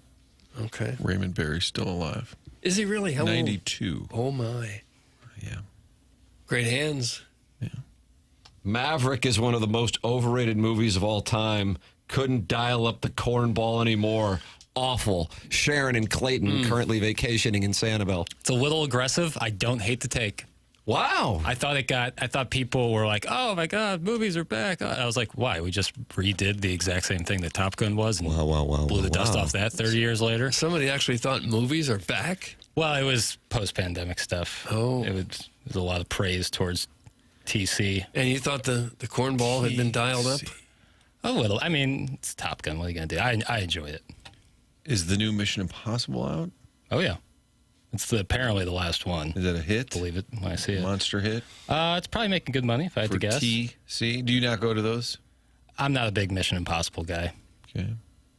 Not really my thing. Why do you hate the theater itself? I also not cinema, but the theater, the physical building. It's my favorite thing. Okay. Love seeing movies in a theater, but I usually when a movie gets to 10 in a franchise, it was a little steam with me. When do you drop off? 6? It's like, oh my God, we're making the 10th one or 9th, whatever it is. 282 friends have gathered in the Michelob Ultra YouTube chat, and they're talking it over. YouTube.com/TMS. You'll get in there, and you can talk to Jake in St. Genevieve, Jackson's Thought Experiment, MD 2020, and Adam Welly is in there talking it over, too. YouTube.com/TMASTL. It's presented to you by Michelob Ultra. The show is presented to you by Brown and Crouppen. Online at brownandcrouppen.com, 314-222-2222. If you are in need of a personal injury attorney, you want somebody who is local, somebody who knows the local legal environment, and that is Brown and Crouppen. Terry Crouppen, Andy Crouppen, and Ed Herman, and their incredible staff right there at their brand new offices down on the hill will take great care of you. They've been the title sponsor of TMA now for a couple of years, and we ask that you support the sponsors. If you are considering getting a personal injury attorney, we recommend Brown and Crouppen online at brownandcrouppen.com or by calling 314-222-2222. It's Brown and Crouppen in St. Louis since their founding in 1979. Remember, the choice of an attorney is an important decision and should not be based solely on advertisements. We talked about the Cardinals and where things stand with the deadline, but the offseason is something that I'll be intrigued on, and that's because the work stoppage that could be lurking following the 2026 season. Rob Manfred did an interview with The Athletic this morning, and there is a lot there. I'll have that for you on the other side of the break. That is next here on TMA 101 ESPN.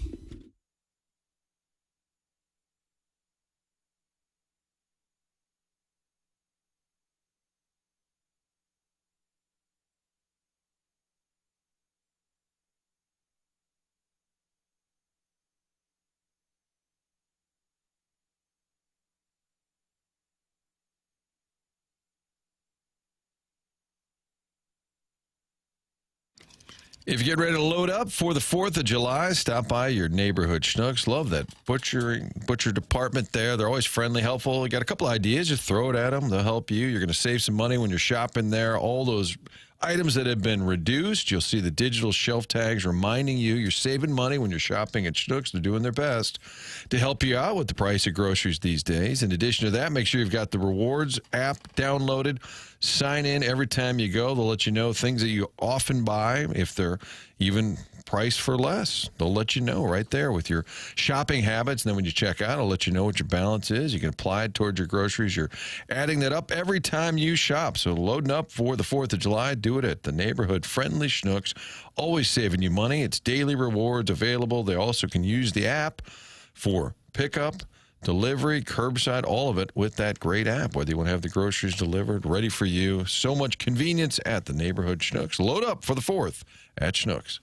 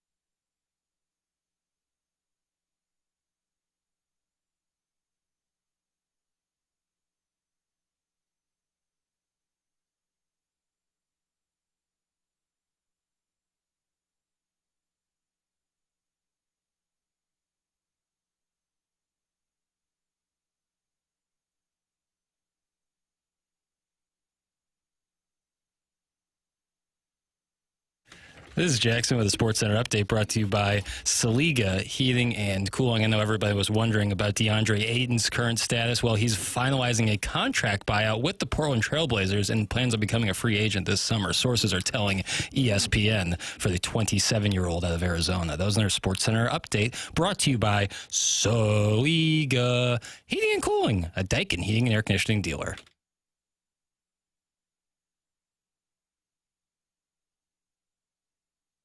Firecrackers bursting, fireworks going off tonight. It's TMA 101 ESPN, 4th of July week, and Jackson's playing 4th of July songs all day. That's right.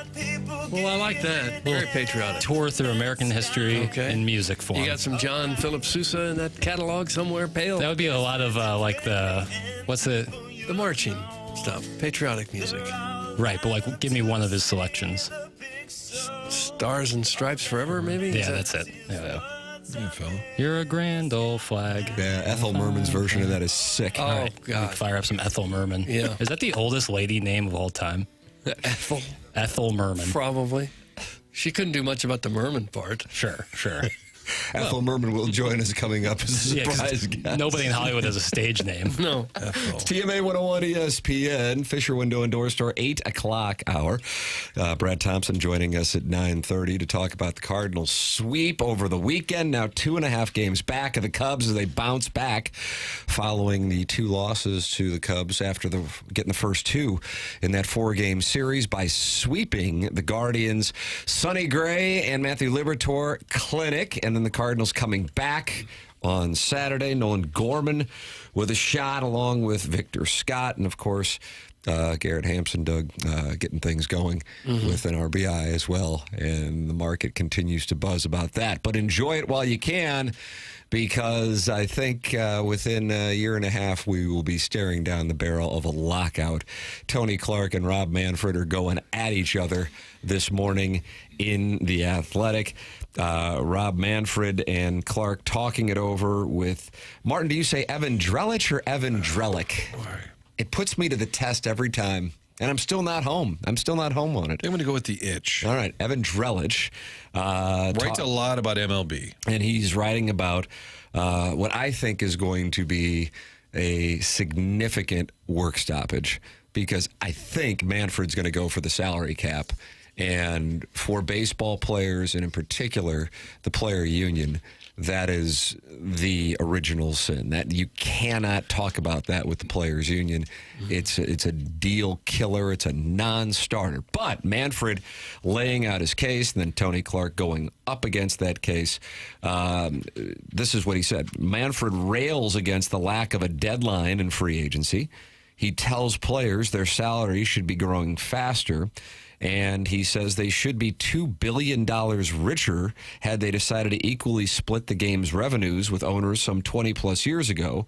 He suggests that their union leadership does not want to deliver the change. And he is going directly to the players to make his case. I don't think the leadership of this union is anxious to lead the way to change, so we need to energize the workforce in order to get them familiar with our support of the idea that maybe change in the system could be good for everybody.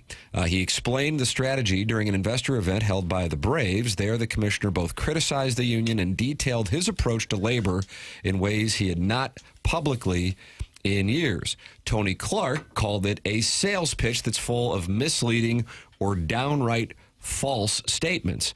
But it is pointed out that Major League Baseball players, and this is a surprise to me, have, of the 4 major North American sports leagues, experienced the least amount of growth over the last 20 years in salaries. Does that surprise you when you hear that? Big time. It does with hockey, because hockey went through a phase where they started paying people big money, and then they backed way down off that. Yeah, the cap was frozen for a couple of years. Yeah. But if you think about the NFL contracts and the NBA contracts, they've just exploded. So that, other than hockey, I can see where that would make sense, because basketball, I mean, these guys are making $50 all of them. Yeah, LeBron opted in for 52.5 yesterday. Quarterbacks are making $50 million a year. Jeez. Over the last 20 years, the slowest growing salaries among the 4 major professional sports, baseball, Manfred says. And when I make that point to the players, what I usually say to them is, to me, that's a failure on our part. 10% of our players earn 72% of the money. I usually try to avoid the high-earning guy at this point and find a younger player and say, look, if you're one of the 10%, it's a great deal, but if you're the other 90, it ain't so good. It wasn't immediately clear how MLB calculated those figures. Tony Clark says he's making up the math. He said MLB's sales pitch, full of misleading or downright false statement, is coupled with their already announced intention to shut down the sport unless they get their way. Players' goal remains to continue to protect and improve the health of the sport, advance and protect the rights of players at all levels, and make the game as competitive as possible for the good of the game and the people who love it. That's Tony Clark of the Players Union saying that Manfred's making up these numbers and that Major League Baseball is planning on shutting down the game until they get a salary cap. Yeah, I don't have as hard a time believing Manfred's numbers as Tony Clark does when you see a handful of players making $35-40 million a year, and then you see the minimum is, what, $760 now? And Cardinals have several of those guys. Even Nolan Gorman's only making $782 this year.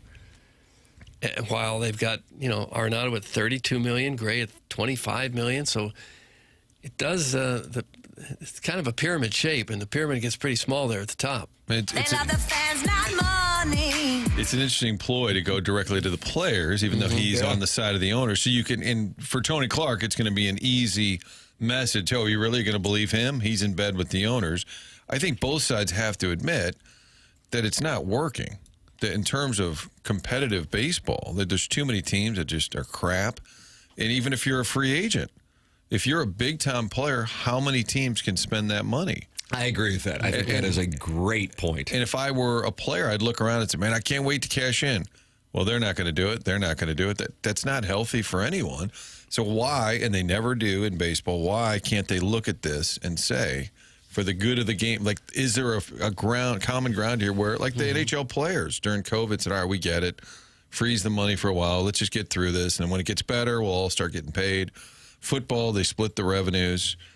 It's just unbelievable that baseball, it's just a given. Everyone says, will there be a lockout? Oh, yeah. Will there be a strike? Oh, yeah. Work stop? Yep. And it's always years away.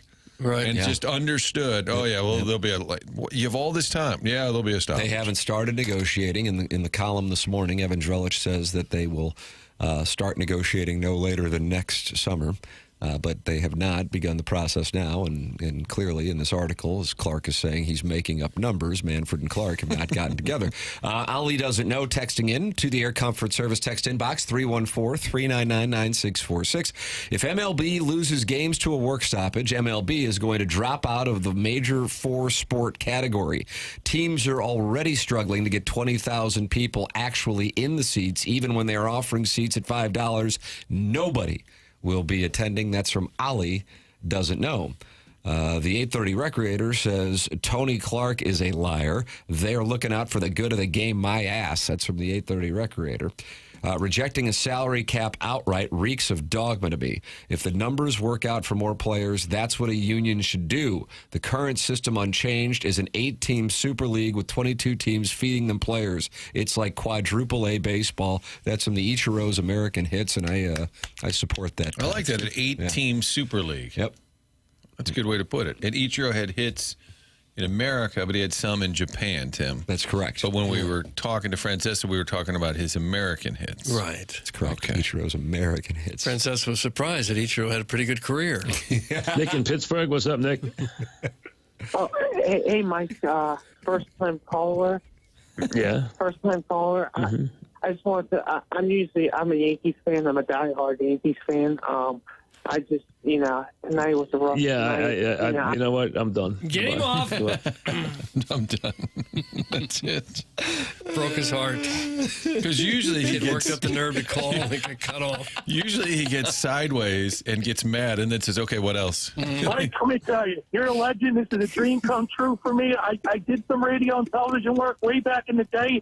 Huge fan of yours, Mike. I was supposed to be there on Sunday to meet you. I didn't make it. I tell you, I'm heartbroken. Going through a divorce. My wife and me always talk about you. I used to watch you tape you on the Yes Network, Mike. This is great to speak to you. Mike, I want to meet you one day. I want to ask you a big favor. How about I come up to the station on Friday? Could I come up and meet you? No. Just like that. Chopped at the knees, going through a divorce. Put it on. Missed the meet and greet on put his Sunday. part out there. And the wife and I used to watch going through a divorce and just all he Very wanted. little sympathy for what he'd been through. No. Can't blame him. Can't blame him. You stand with Francesa. I might have been more kind-hearted about it. There's some bedside manner you can approach that with. But all in all, the answer is always going to be no when someone on the radio on the phone call wants to come and meet you. One of the things that Manfred also says, he says if you look at the other major sports leagues, they have urgency when it comes to free agency because they set a deadline. Says baseball, our free agency period is like the Bataan Death March. You have some great players who are still stuck out there in February. Meanwhile, free agency starts the day after the World Series. And so he says that is another issue. He would like to create a window that creates urgency and also interest year-round in baseball. I think that's one thing. I think people would agree that baseball would be fourth of the four major leagues on that. That's certainly subjective. But, I mean, hell, plenty of Blues fans can't wait for tomorrow because free agency gets underway. Mm-hmm. Same thing goes on in Jackson's association, and obviously the NFL has that year-round calendar. So the point being, if you want to be at the forefront of people's minds, you have to have ways where people are talking about it in the months when the game is not being played, and baseball is not doing a great job of that. That interest that is created in the winter can lead to attendance in the summer. Yeah, the other leagues, there's a build-up, and there's just a flurry of activity, and fans are all talking about it. Mm-hmm. Baseball, it's December. Anybody signed so-and-so? No, he's still out there. Is it weird that they draft during the actual Major League Baseball season? Like, wouldn't at least the draft be something that you could do to... Like, what's the downside of doing it in the winter? Well, some of the players they draft get put immediately into the minor leagues. Right. For half of this season. Right.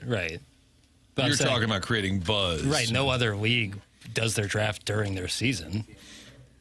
You're like week 12 of the NFL, hey, we're also going to draft guys now. Like, it just seems silly. But I guess the college season plays at the same time. I just think Manfred has messaged poorly often, but I agree with him on the free agent point. Is there anybody, can they have a side committee that's like Clark and Manfred are not going to get along? Yeah. Is there a player's rep that's smart that can take the lead here? Or they always defer to the PA? And it just look around. It's not working, right? And like you said, there's tons of guys making $1 million, which is plenty of money. But then there's a handful that are at the 40, 50 million. And as a group, if they were a voting union, you would think they would say, well, the majority are going to be the guys on the lower end are going to vote for change. Mm-hmm. Especially if they put in a floor. You know, if you have a salary cap at the top, it's only fair to have a floor, too. You have to spend this much at least. Make the Pirates and the Marlins spend. Yeah. It's just dynamic stuff. It really is. Well, we need a mediator to make this happen. Then we have Mo on at the beginning of the week at spring training, and at the end, and I think I asked, he goes, you already asked this on Monday about the future of the game. But I think he even agreed, like, it's not looking good. Yeah, I think it's one of the things that drove him from wanting to continue to do this. I could be off on that, but I feel like he has been more and more vocal about it over the last couple of years. His responsibility, and soon to be Chaim Bloom's responsibility in competing for players, are a totally different experience than take your pick of whoever is running the Yankees, Dodgers, Mets, Red Sox, whoever else you would want to put in the 8-team league. Do you then include the Cubs, Phillies? Who am I leaving out? I feel like I must be leaving out somebody. Spending-wise? Yeah. So the Braves are not quite at that tier. Phillies, Mets, Yankees. Red Sox are in there. Yeah, I mentioned the Red Sox. Yeah, Mets. You said Mets. Well. Top payrolls: Dodgers, Mets, Yankees, Phillies, Blue Jays. How about that? Astros, Rangers, and Braves. There's your top 8. Cubs are 11th. this year. Giants are 12th. The Red Sox are 13th. For the record, the Cardinals are 19th. Because the Cubs are a small market. They can't spend. Third largest market, which is tiny. I think some of their fans are frustrated with their spending. Mm-hmm.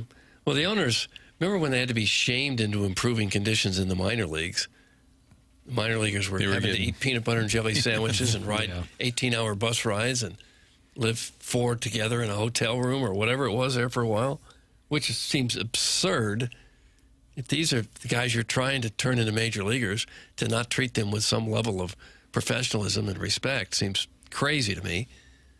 But I think they've improved that a little bit anyway. If I were Tony Clark or the PA, then I would ask Manfred, okay, you mentioned that we've had the slowest increase. What's the revenue increase been? So like, okay, if you're saying It matches up. Yeah, well, if it matches up, then okay, so the game is healthy. Oh, so revenues are way up. So there is money. Then how come these teams aren't spending? Right. So it would, I think, would open the conversation even more. Okay, the game's healthy. All this money that's coming in, you're mocking us because we didn't go up as much as NFL players or NBA players. Well, then where's all this revenue going? Why are these teams crying poor if there's all this revenue? Also, Tony Clark is under investigation by federal investigators who have been looking into Clark as well as officials at other sports unions in a probe related to a licensing company co-owned by the Major League Baseball Players Association. So that is the thought process that Manfred knows that he might be weak right now. And so he is going at it and going at it harder with these comments made at an Atlanta Braves investors event. So that is the situation with Major League Baseball and the labor negotiations. Tony Clark citing Rob Manfred's numbers as lies. Rob Manfred going directly to the players to go around Clark.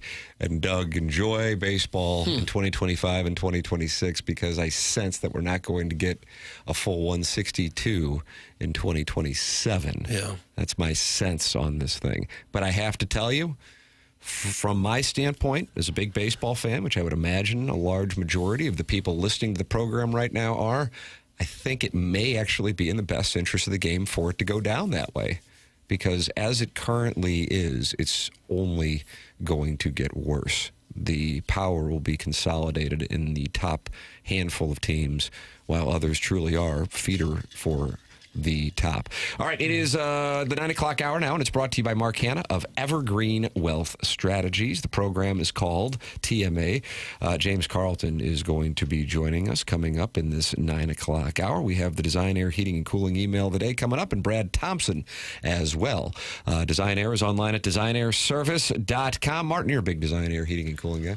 Love Design Air. You can count on them today, tomorrow, next week, next year. They've been around for more than a century, making sure you are comfortable inside your home year-round. Any issues, you know the drill. Go to designairservice.com. It's also been voted one of the best places to work. So people that work there love it. People that deal with them love it. Longest-running sponsor here on TMA. Anytime the furnace is acting up in the winter, air conditioning, it's a struggle. You put it on 68, 70, but all of a sudden the house is much, much warmer. It's not working right. Get a tune-up, have the folks come out. And when Design Air Service comes out, they're not going to sell you something that you don't need. They actually work with their technicians. They don't want them upselling you. That's just added stress. You don't need it. So when the AC is out, go to the best. Go to designairservice.com. Design Air, sponsor the email today. Email in the morning after at InsideSTL.com. Buck Swope is your leader for the month of June, but today is the final day. Can Buck Swope close it out? Marlins Family Barbecue is one back of Buck Swope, so Marlins Family Barbecue can force a one-game playoff tomorrow, Doug, and how fun would that be if we had a sudden death? I can't imagine any way to have a better time than that. The morning after at InsideSTL.com. Also, you can sign up to be the TMA listener of the month. Go to TMASTL.com. Jackson will be sending us the names for the Papal Conclave today. You can still sign up. Go to TMASTL.com and you can maintain your anonymity. It takes about a minute to sign up to be the TMA listener of the month. This is the morning after, presented to you by Brown and Crouppen on 101 ESPN.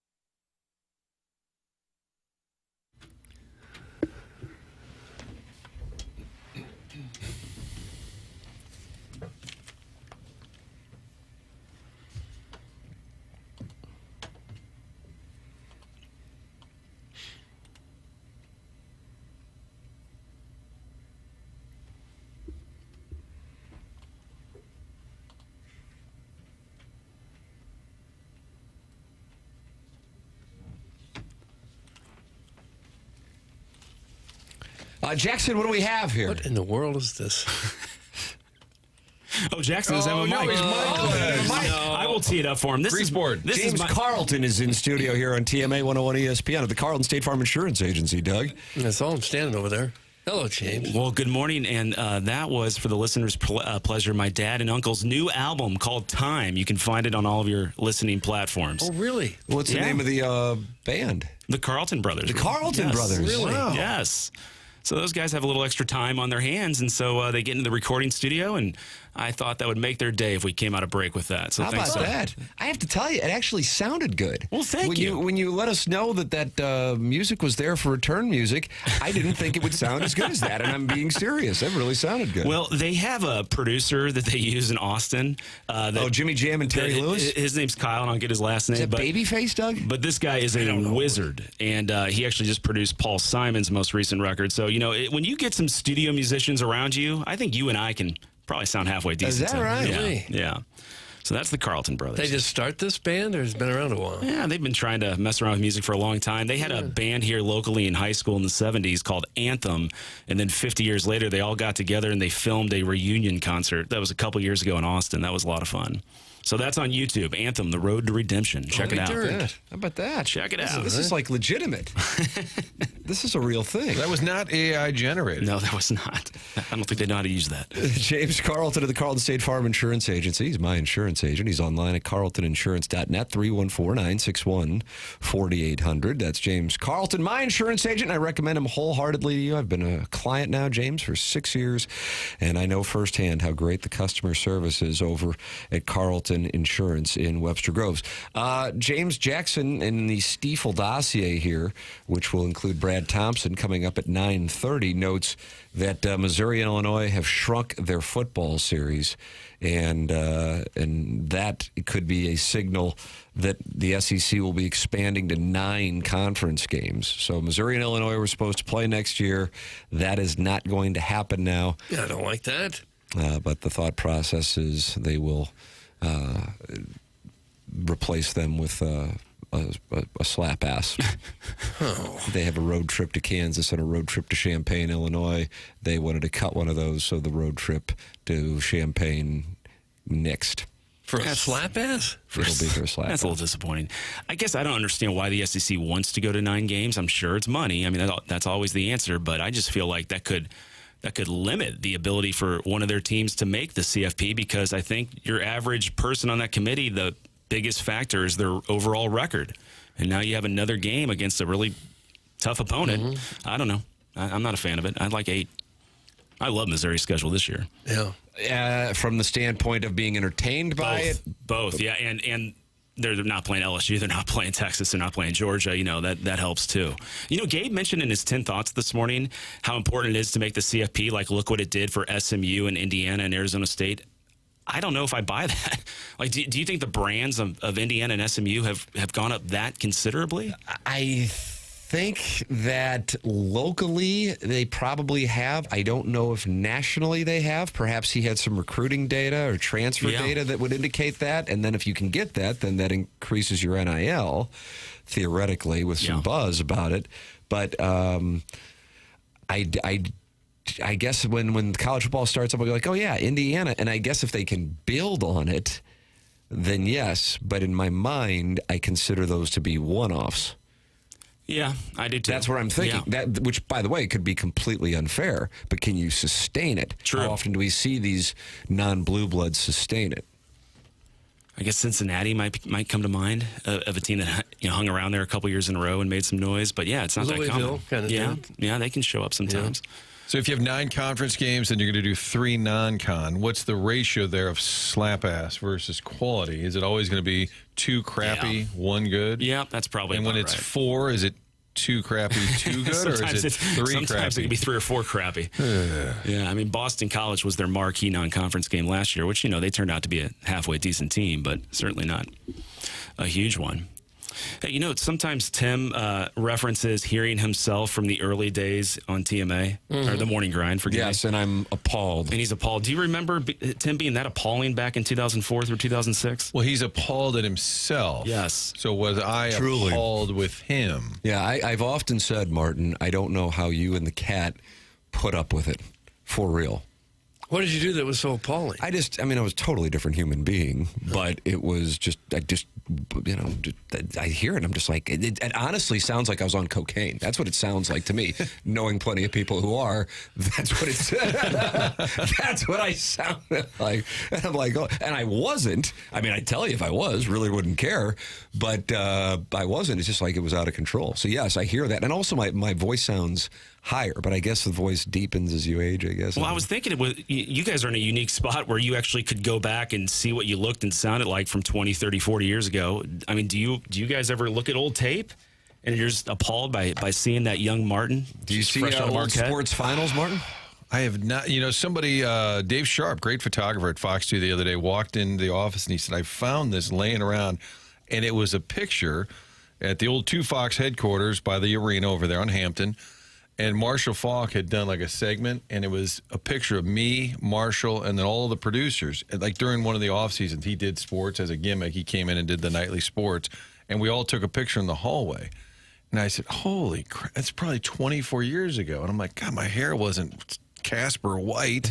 And I'm like, I looked a lot. So in that sense, I'm like, God, I wish I looked like that.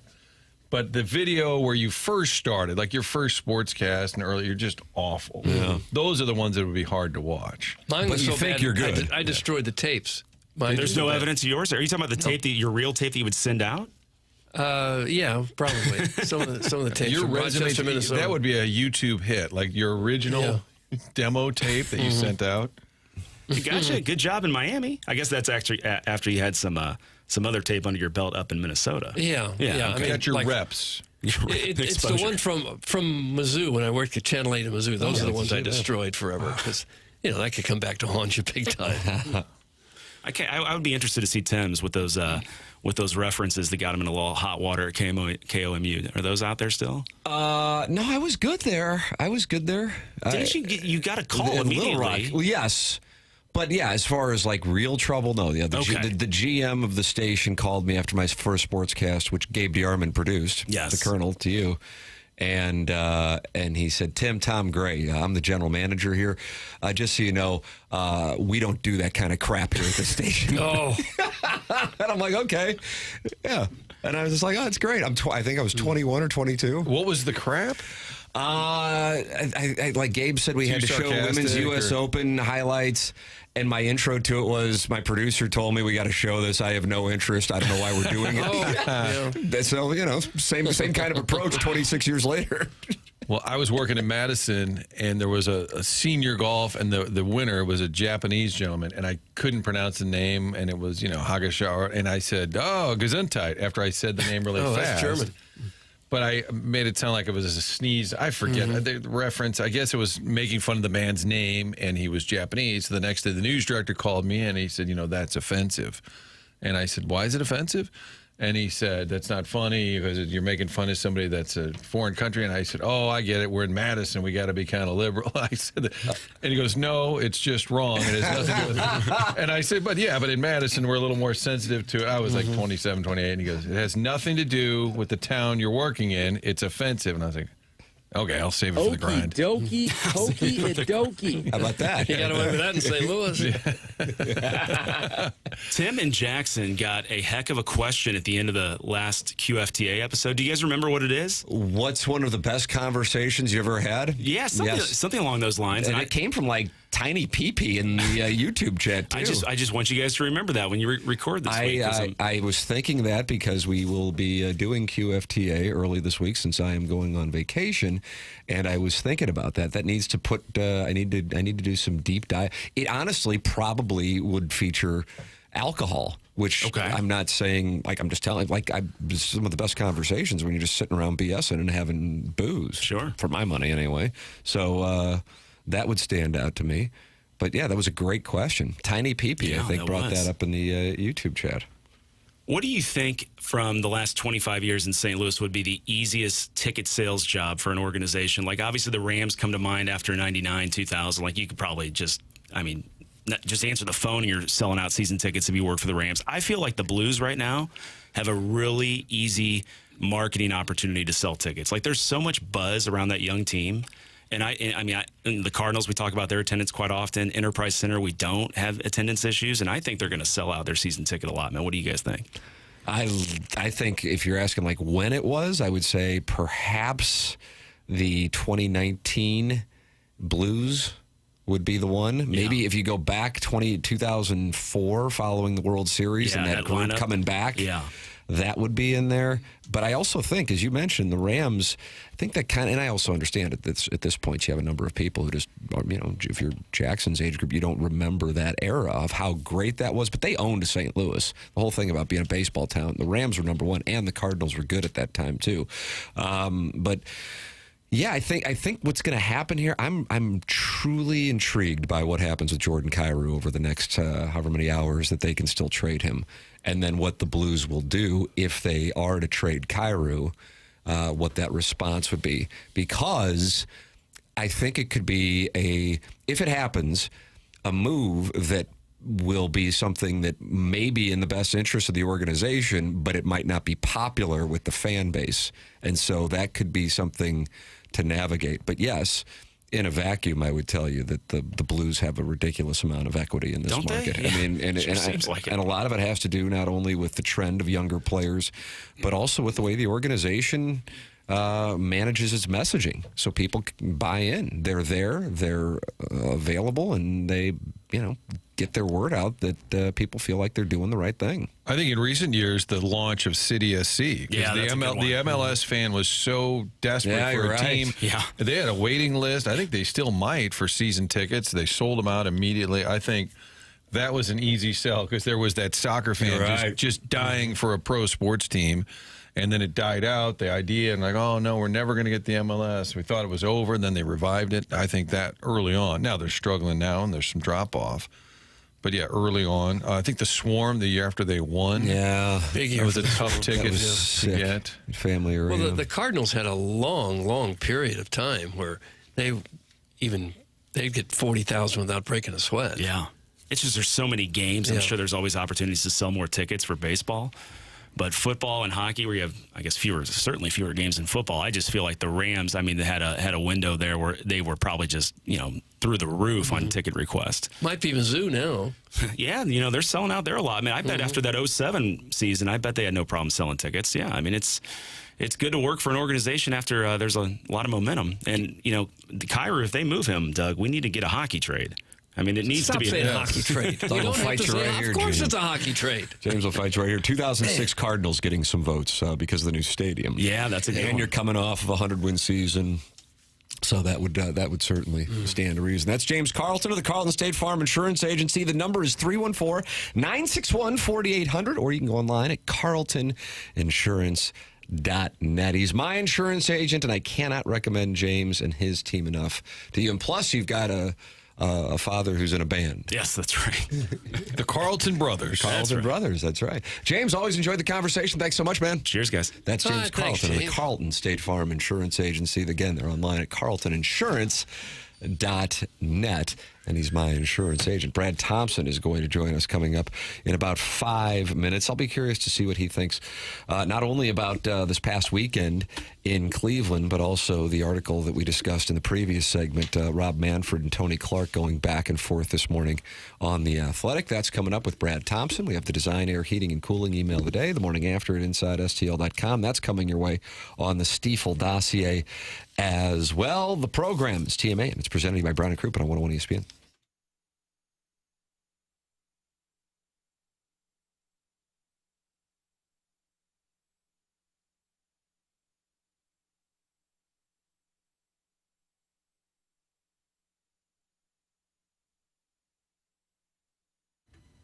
Michael's Flooring is online at igotfloored.com. Michael's has been family and locally owned for over 30 years. If you are in the market for flooring, Michael's is the place you want to go. igotfloored.com is the website. The locations are in Creve Coeur, Darden Prairie, and St. Peter's. Michael prides himself in making sure his employees are happy and make a great living, and then that happiness is passed along to the customers, and that's why they've continued to grow through the 31 years that Michael has owned and operated Michael's Flooring. Employees love working for him as they feel like family, and he makes sure they are taken care of, and this then rubs off to the families buying the product as they know they have the best interests of the buyers at heart. It's Michael's Flooring online at igotfloored.com. Support the sponsors. That's the name of the game on TMA and has been for our 20-plus years. It's Michael's Flooring online at igotfloored.com.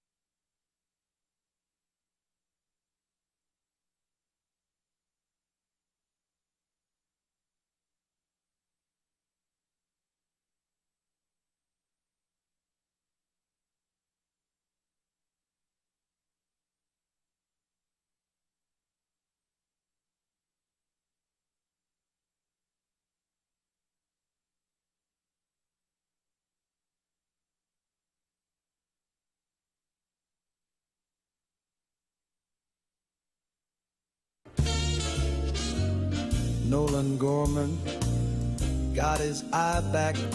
Oh, Doug, it's 3 in the morning, and we're out having a little nip. Just a little nip of the cooking, Sherry. Ties undone. Yep.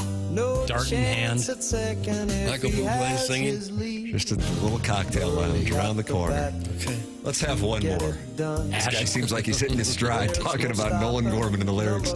Ladies and gentlemen, it is our pleasure to welcome to the Collier and Thompson phone lines, Brad Thompson joining us here on TMA Morning. BT. Good morning, gentlemen. How we doing today? Well, we're wonderful because you and Doug aren't going to argue over a series win because it's in no dispute that the Cardinals had a wonderful weekend winning all 3. That was a hell of a performance, and I don't even know which one you want to start with. From my standpoint, it's the starting pitching from Gray and Liberatore. That's super exciting. Well, let's just start with this. I know from talking to the guys, they did it for Doug. They talked about it my goodness! Well, yeah, that's important. They did it for you. You got to try to win them all. Yeah, Don't be satisfied. Exactly. With a That's what series they win. said. Look, exactly. 2 out of 3, great. 3 out of 3 is what we're looking for because we're going to be held accountable on the morning after. So that was really that was a big time motivating factor. So Doug, the boys are pumped and they're listening to you and they're going to try to win every single game from here on out. That apparently had not been the game plan until they heard you talk about it. So, I would imagine so. It's nice to have an impact. Yeah, no, it's great. It is very true. But yeah, no, that's a great place to start with the starting pitching. Look, this is a group that in large part didn't know what the expectations were going to be. I would say that the starting pitching overall has been better than most expected. And then Sonny Gray did Sonny Gray things in that first one. First of all, just throwing a shutout, that's awesome. To do it in 89 pitches, throw a Maddox, amazing. But then to strike out 11 when you throw 89 pitches, that's unheard of. I think the most pitches that he threw in an inning was 12 during that. So, Sonny Gray was as dialed in as we've ever seen him. He had the Guardians totally off balance, and it was awesome to see. You have a whole series right there where the Guardians, and I know that their offense has been scuffling. June has been bad. They've been the worst offense in baseball in the month of June and one of the worst overall. But you took advantage of them. They scored in 1 inning out of 27. And that was that bad long 4th inning against Miles Michaelis, which, by the way, didn't see coming when his first 3 innings he was just dealing, and then everything was just left center cut, and they made him pay for it. So it's one of those. It was one of those series where your starting pitching overall, especially in the bookend games, led you. And I think that those are 2 guys in Libby and Sonny that I feel like you have a lot of confidence in this season. I know Ollie will give you guys, the broadcaster, some insight. Do we know why Sonny Gray is not pitching against the Cubs, either the past series at home or this weekend at Wrigley? Because they do typically line those guys up, and maybe it just didn't line up, but it just seems surprising. Yeah, look, it would have been great to have that too, and I don't have any insight in why. I know the last time when he was pushed back, when they had the rain out against Chicago, Sonny is a guy that's very regimen oriented. So if he has a day, he needs to touch the ball the day before. He needs to throw. He needs to be off a mound. He has things that make him successful. So they were trying to set him up for success, which kind of threw off maybe a little bit of the scheduling against the Cubbies. Certainly, you would like to see him there, but I don't think it's anything more than that. I don't know if you heard the song playing before your interview started. We got a guy singing that Nolan Gorman's got his eye back. It does feel like he's kind of maybe turned the corner. Do you sense that maybe he's got it kind of figured out now?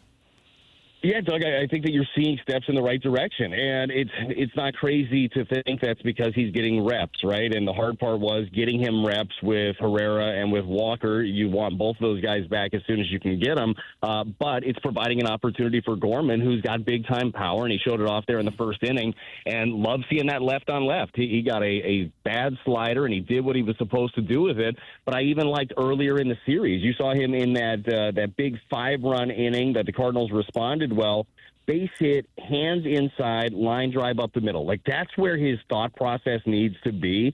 because he's going to get a bunch of breaking stuff away. From right-handers, he's going to get change-ups or splits going away from him, and then they'll try to ride that fastball in on his hands. But his hands are quick enough to be able to turn on it. So if he can just keep that approach up the middle the other way and then react on the inner half, I think that he's going to have a lot of success. And you're starting to see some of those changes for Gorman. But certainly the reps, I think, are the big things helping. And by the way, I did hear that song, and I'm digging it. That's some Sinatra vibes, and I was liking it a lot. Yep. So, Doug, people are getting on board. It's a nice tune.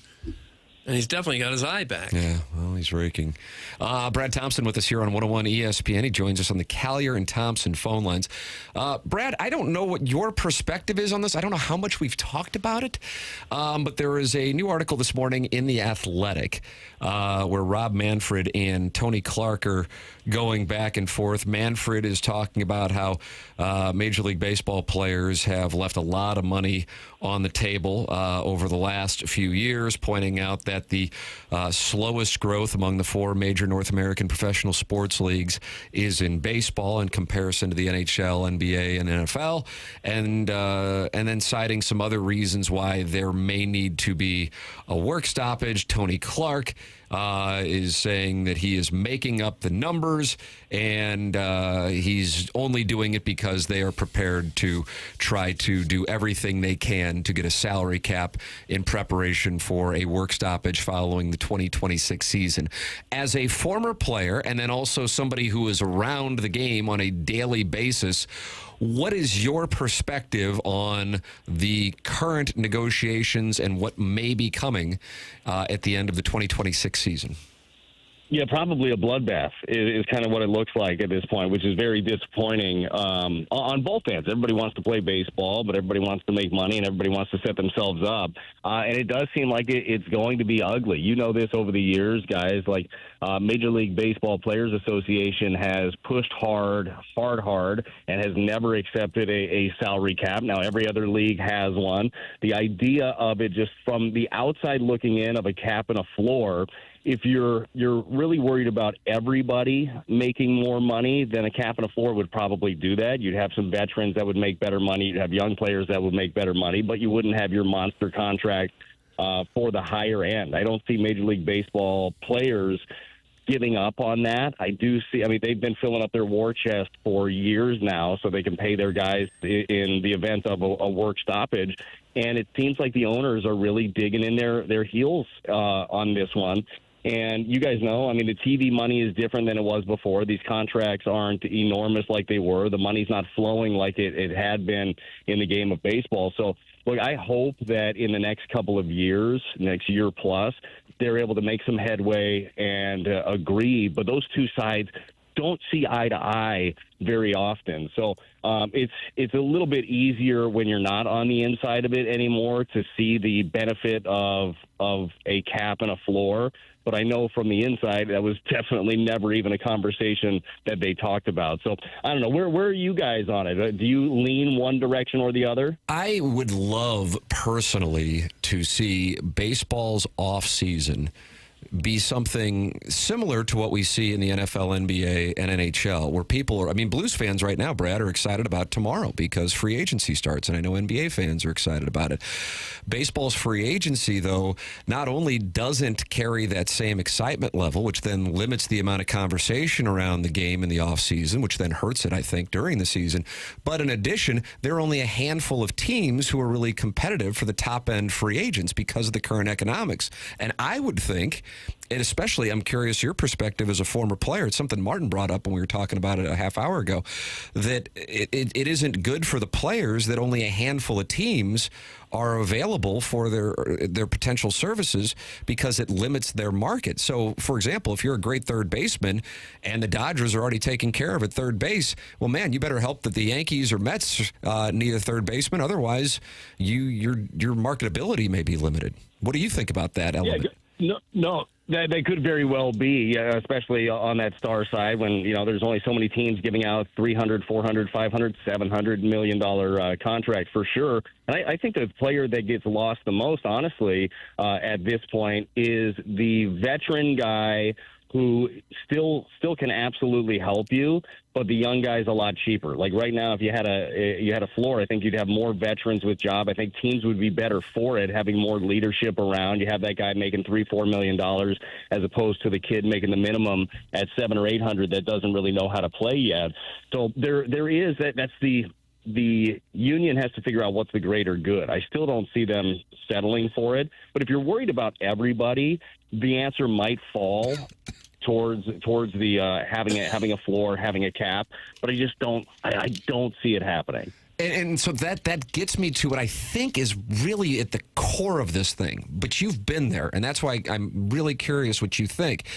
The salary cap, I feel like, is the non-starter for the Players Association. And if you're Tony Clark, you don't want to be the guy who gave in on something that I get the sense for Major League Baseball and the Players Association is the thing that they hold most sacred, and the fact that it doesn't have a cap. And you don't want to be the guy that gave in on that. That's my read on it. Do you think that there's something there?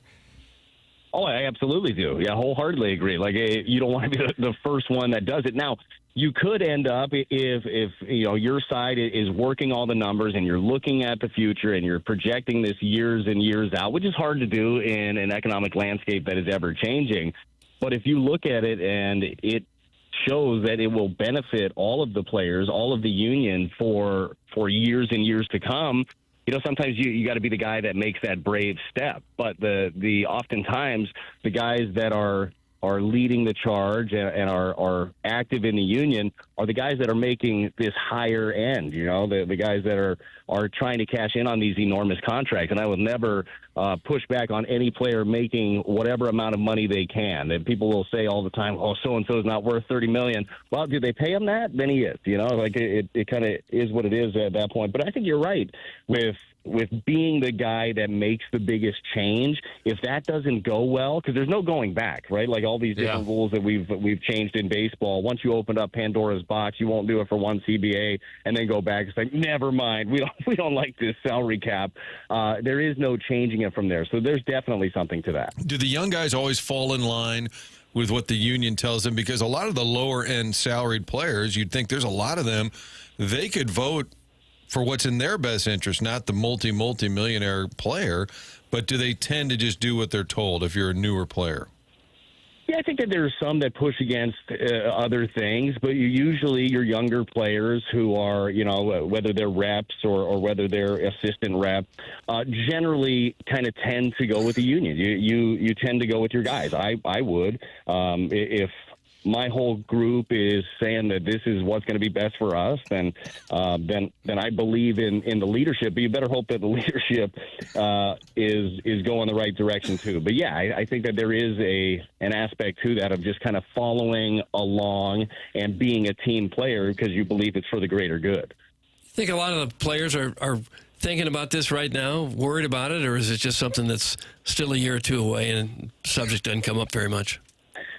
No, I don't think that anybody's worried about it currently. Now, you know, when it does come upon you that guys will be worried. Certainly there are some guys that I bet are looking at their window of earning, looking at free agency and realizing that that is coming and it's looming. And I'm sure that their agents have talked to them about it and stuff. But right now, it's you're playing. You're not worried about the future. Now, I do hope that a lot of guys, and especially young guys, are stashing away some cash when they're making it right now and being able to plan for the future. And certainly a work stoppage, by the way, we keep talking about the players and MLB and the union. That affects a whole lot of people. Like it affects cities and stadiums and workers. It reaches everybody, and that's something that is oftentimes, almost all the time, left on the cutting room floor. We don't think about other people in situations like that.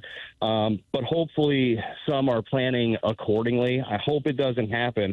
But like you said, and I haven't read the article at The Athletic yet. Maybe I'll do that after we talk. But it seems like we are heading in a bad direction with that after 2026. Yeah, I mean, the intensity of the comments going back and forth. Clark issuing a statement. He didn't participate in an interview, but just saying Manfred's just making up numbers because they're going to dig in and do everything they can to get the one thing that they want. And, of course, that is the implication of the salary cap. Yeah, it's Evan Drelich is reporting at theathletic.com this morning. Brad, final thought. One of the conversations that's going to go on, and it goes on starting back in May, is the trade deadline. But let's say that the Cardinals are in this spot, and you might have one hell of a National League Central race with 4 teams in the mix. I mean, the Central's records, when you look at 4 of the 5 teams, pretty damn good. You can make a case record-wise that it's one of the best in the game as far as the divisions go. But let's say the Cardinals are going to go to a spot where they're going to acquire somebody.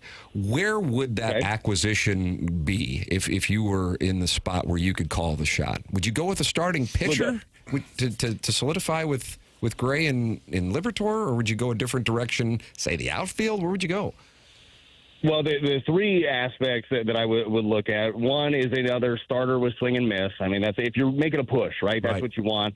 By the way, those guys are not going to be easy to come by, and that's a big decision of what prospect capital you are willing to get rid of in a deal like that. But that is, whenever I think about the postseason, I think about a 1-2 punch. I think about the 2 starters that are just going to shove. Now, maybe that's Sonny and Libby. Maybe Libby continues to go that direction, which would be fantastic. But having a 3rd one ain't a bad idea either. So that's one for sure. And speaking of swing and miss, I think you need more of that at the back end of the bullpen. That's something that the Cardinals, their bullpen has been awesome here as of late. What a great job yesterday, especially JoJo came into a big spot. He was awesome. He's been better and better. Maton's been awesome. Helsley is Helsley. He's really good. But I think you could use a little bit more swing and miss. That's a big thing. You know how early pens are used in the postseason? So I think that's something that you could use to make a push. And then a right-handed bat. Like the Cardinals need another right-handed bat to emerge on their team. And maybe it's a right-handed bench bat, but somebody with some thump. Like those are the 3 things that I would look at to acquire. Now, it's nice to have a shopping list. I always did this around Christmas. I had a big old list. Usually most of that stuff didn't land under the tree. So we'll see what it looks like. But I think those are the 3 that I look at. Did you have, what did you guys have as your shopping list? I would think another starter as well. And, yeah, the swing and miss stuff, it's going to be tough to get. Because I think through the lens of what you were just talking about, that pitching in the postseason. The thing is, the last time we saw a world championship here in St. Louis, the way the Cardinals did it was with one guy who was starting in Carpenter, but then the other guys would go out there and Tony would pull them, within a handful of innings as soon as it got rough, and he relied on the bullpen. So I don't know if maybe my thought process on that importance is a little outdated. I don't know, because certainly managers pull pitchers a lot earlier in the postseason than they did, say, when you guys were making your run 19 years ago. No, you're absolutely right. But to that point, too, you also think about the time after the trade deadline, too, how much another impact starter helps you, right? Making that push in the division. So there's going to be a lot of decisions to make. This is what the team wanted and wants. Look, we're not at the deadline yet. You know how quickly things can change in a week or 2 weeks or 3 weeks. But they wanted to make this as difficult of a decision as they possibly could on the front office. And I think they're doing a good job. And by the way, I think that's exactly what the front office wanted as well.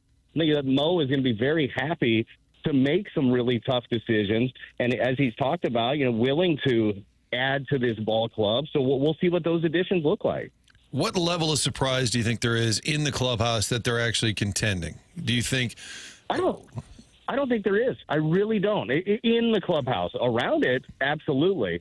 But there's, and I know it's stupid and it sounds cliche. This team, just from talking to them in spring training and talking to the coaches and individuals, there were guys that need to take steps forward. There were a lot of different things that had to happen for this team to have the success that they're having at this level.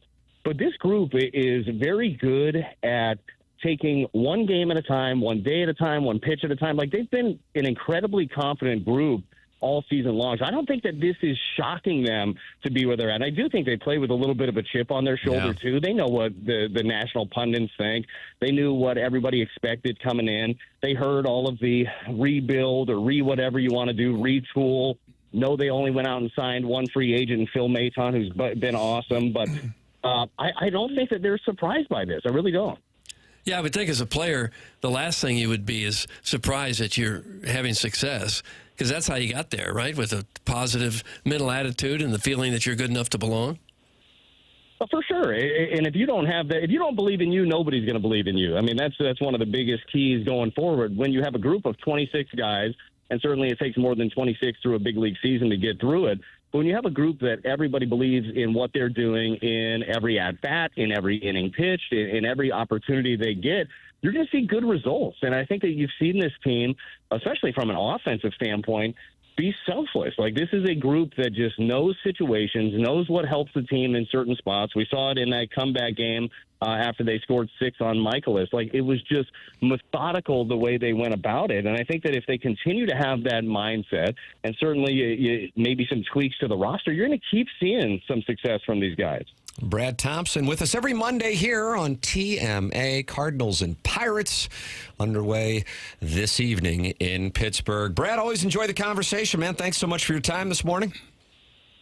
No problem, guys. Thanks for having me. I'll talk to you next week. All right, brother. That's Brad Thompson with us here on the Callier and Thompson phone lines, 101 ESPN. Name of the game, support the sponsors, and Dr. Brandon Pryor and 100 West Dental is a loyal TMA sponsor. That's 100 West Dental, located on Manchester in Baldwin. No phone call is needed to get in. You can just go to 100westdental.com, check the calendar online for availability, and then you book right then and there with a very procedure-specific approach to dentistry. No dental insurance, no problem. The membership plan aids in the cost of dental work for those who do not have dental insurance. They have a big offer going on that if you mention my name, you get $1,000 off Invisalign at 100 West Dental. Just go to 100westdental.com. On the fence about Invisalign, they have a digital scanner that can show you a simulation of what it'll look like before you even go through with it. It's 100 West Dental online at 100westdental.com. Tim McKernan, Doug Vaughn, Martin Kilcoyne, Jackson Burkett with you on the program. The program's called TMA. It's presented to you by Brown and Crouppen on 101 ESPN.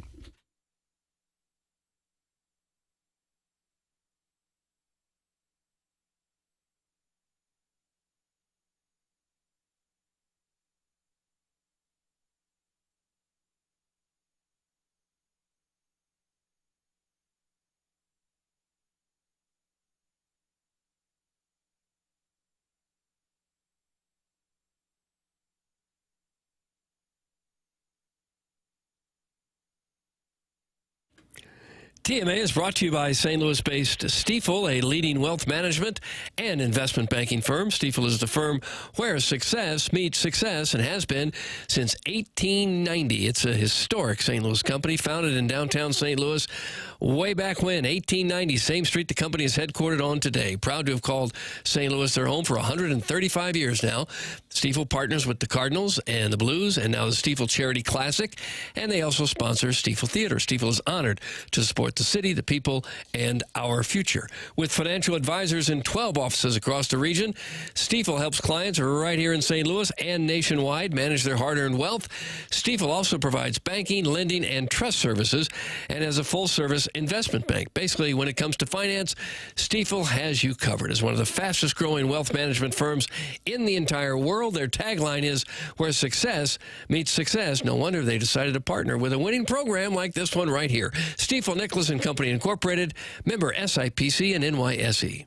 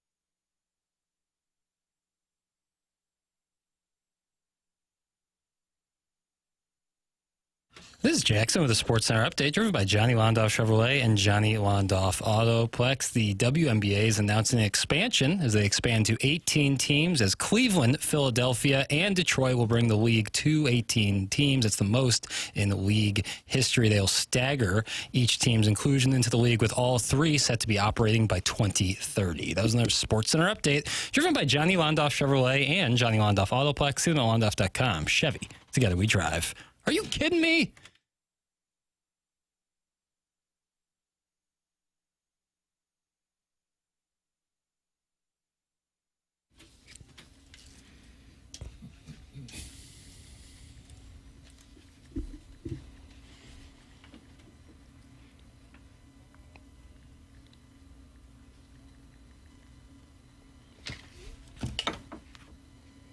Think about this, Doug. It's nice. It's TMA 101 ESPN. Mark Hanna, sponsor of our 9 o'clock hour here on the program. He's online at evergreenstl.com as we enter the 10 o'clock hour. And Martin, I know you got to head to onboarding, but I just have been handed breaking news by Good Morning Grant Francis. Huge development for the Design, Air, Heating, and Cooling email of the day today. 101 ESPN has your shot to score 2 tickets to Adam Sandler on Friday, October 17th at Enterprise Center. Tickets for Adam Sandler are on sale now. You can find all the details and a bonus chance to win free tickets to the show right now at 101ESPN.com or on the 101 mobile app. The prize for today's Design, Air, Heating, and Cooling email of the day, tickets to see Adam Sandler. Isn't that nice? You horse plowing me? No, I'm not. Would you like to? No. I'd like to go see Adam Sandler. Oh, you just send an email in. You got to get it through Chairman Kurt's filter. You have a lot of power now, Chairman Kurt. Saw Sandler. Chairman Kurt was there. You guys go together? Yeah, Plowhawk was there. It was like a Hubbard little area. Big Al snuck his way in. Big Al. Anthony Stalter was there. Really great show. He played for like 2.5 hours. Wow. He plays music the whole time and really funny. Really? It's not a really stand-up into routine? it. He does stand up, and then some of his stand up includes singing. And guitar playing. Okay. But really always puts on a great show and is passionate about it, man. God bless. Well, you can get tickets right now, and there are more information available at 101ESPN.com or on the 101 mobile app. But win the Design, Air, Heating, and Cooling email of the day, and you got 2 tickets to see Adam Sandler. How about that? Email in the morning after at InsideSTL.com. That is coming your way at approximately 10:45 here on the program. That's a big prize for today's Design, Air, Heating, and Cooling email of the day, and a huge update just now, Martin, with Jackson making the announcement. St. Louis on the outside looking in of the WNBA expansion. I'm kind of surprised that because Tatum was pushing it. There You was think a he's got push. some juice there, and Brad Beal and these guys. We've got some NBA clout right now. Do you think that was ever live, Jackson? I'm sure it was live for a moment, but with all these, so much happens behind closed doors, and there's so much red tape involved with cities. So which cities got them? So the new teams announced are Detroit, Philadelphia, and Cleveland, and then starting next year, Toronto and Portland each have their expansion So they're teams all starting. matching NBA cities. So by 2030, they will have a. But I mean, not every, like Connecticut has a. Right, but I'm saying the ones announced are all NBA cities. Correct. Yeah, and they just recently. So it might be their preferred model. San Francisco just recently started their first season this year. Does seem like a lot of expansion quickly. Yeah. But I guess maybe their theory is with the Caitlin Clark buzz, like while it's hot, get in now. I think you're right about that. Get it's in amazing. now, but then hopefully for them, there's sustaining power too. The prominence of the WNBA on SportsCenter at this particular moment. Now, I think at ESPN headquarters in Bristol, this is probably their least favorite time of the year. Leading into tomorrow and free agency. Then they'll have free agency. But this week or two stretch in between the NHL and NBA and their championships, got the draft, but my goodness, the WNBA is up there, right there with baseball highlights on ESPN. I mean, it'll lead sometimes. Now, ESPN does promote their own products, so when they've got something they're airing, they're definitely more invested in it. And each of those 3 teams that I just mentioned, the Detroit, Philly, and Cleveland, Each team paid a record high $250 million expansion fee to join the league. Wait a minute. Each team? Each team paid a record $250 million There's no way that's expansion right. fee. I mean, I'm not questioning you, but there's no way they're going to make that money back. They just brought in $1 billion or so to the league. Maybe it's gift cards. Oh, it could be, with still a little something on there. Only $120 million on. Let's go to Pickleman's. Just grab me a little lunch. There's something on here. If you just grab the rest, that'd be great. $250 million to Pickleman's. Cleveland over the STL. Oh, how the mighty have fallen. That's from Doug's prison wallet. But Martin makes a bigger market. Martin makes an important point that Cleveland also has an NBA team. So these are all NBA markets already. I cannot believe each paid a $250 million expansion fee. Right. When Golden State, the San Francisco team, joined the league in 2023, they did not pay that much. I don't know exactly how much they paid, but that is not what they paid. So it says that's 5 times as much. So Golden State paid $50 million. Wow. Yeah. I cannot believe. Yesterday's price is not today's. But hope it works. That's a lot of money. Certainly. For a league that has struggled to make money. I wonder what the MLS expansion fee I think is. you're similar to that. Probably in that same ballpark. $200 million-ish is what they paid here. Yeah. And people make fun of the MLS business model and say that it loses money, but they just keep expanding. They keep cashing huge checks. Get the money that way. San Diego's new MLS team recently paid a record $500 million to join their league. Yeah. I don't believe that's what St. Louis paid. Doug, we got to start up a league and get expansion fees right quick. Let's do it. Wiffle ball. Wiffle ball league. Yeah, there we go. Probably already exists. But even if people had to pay like $200 to get in, you know. But people got to watch. Jackson's willing to start at $200. Well, you got to start somewhere. You got to find something that people are going to watch, not just play, but watch. Wiffle ball people play. I don't know how many people watch it. Well, they'll watch ours. Yeah, we'll have great players. You think so? Do you guys know where Lime is? I got an emergency needlepoint belt request from that region, and I am so lost. That's from the self-made stay-at-home Ladue mom, Doug. She is looking for Lime. South. Get yourself Start at the brewery and drive a little bit south. Yeah. Right across the river to Pear. There you go. Doug, I'm lactating. Thanks. Okay. Thanks. You just cross river to Pear, and there it is, Heiny-Miney. Beware the rabid dogs in the outfield. Martin, I know you have onboarding. We have the 10 o'clock hour, and we're giving away Adam Sandler tickets for the Design Air Heating and Cooling Email of the Day. Winner today, Buck Swope leading Marlins Family Barbecue by 1. And don't forget, you got an hour to sign up to be the TMA Listener of the Month at TMASTL.com, and we will have a papal conclave when Jackson sends us today, Martin, the, 4 or 5 finalists? Is there usually 4 to 5, yeah. And I'll remember to vote. I did vote the last time. Yeah, it doesn't I didn't tell like me. my congressional record where I missed some votes. Yeah. So I'm trying to do a better job. Yeah. Or I could be like the Raiders. They would always abstain. Anytime there's an NFL vote, the Raiders Al Davis always abstain. Yeah. And I would like to actively participate. And then tomorrow people start changing their names again. Oh, yeah. That season begins. That is exciting there. It is exciting. You know, it is When exciting. the calendar flips, well, there's a lot happening here.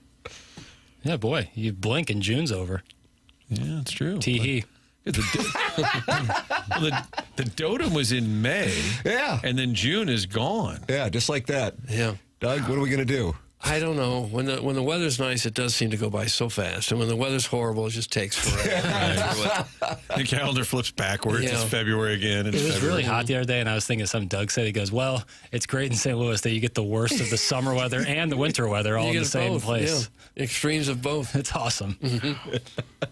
Martin heading out to onboarding. Back tomorrow for the Magic at 7 o'clock. We have the 10 o'clock hour coming your way here on TMA 101 ESPN.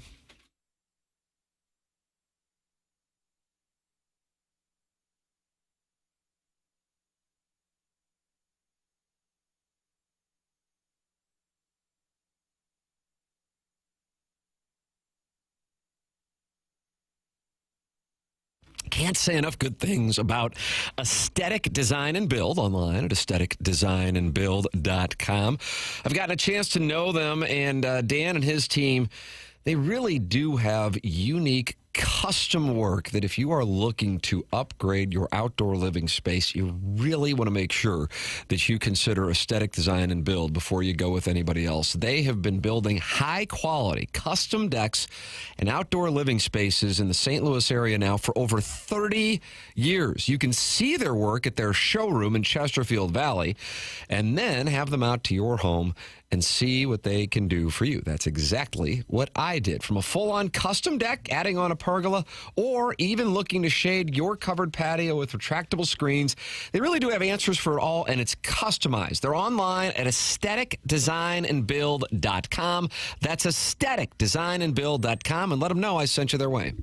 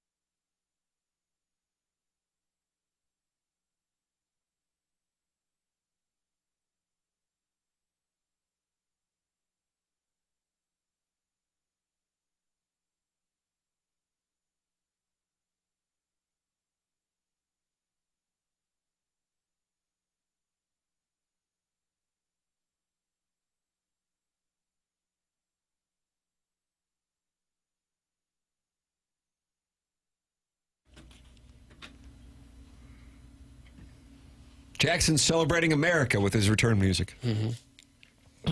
Rare collab of U2 and Kendrick Lamar right here. Mm-hmm.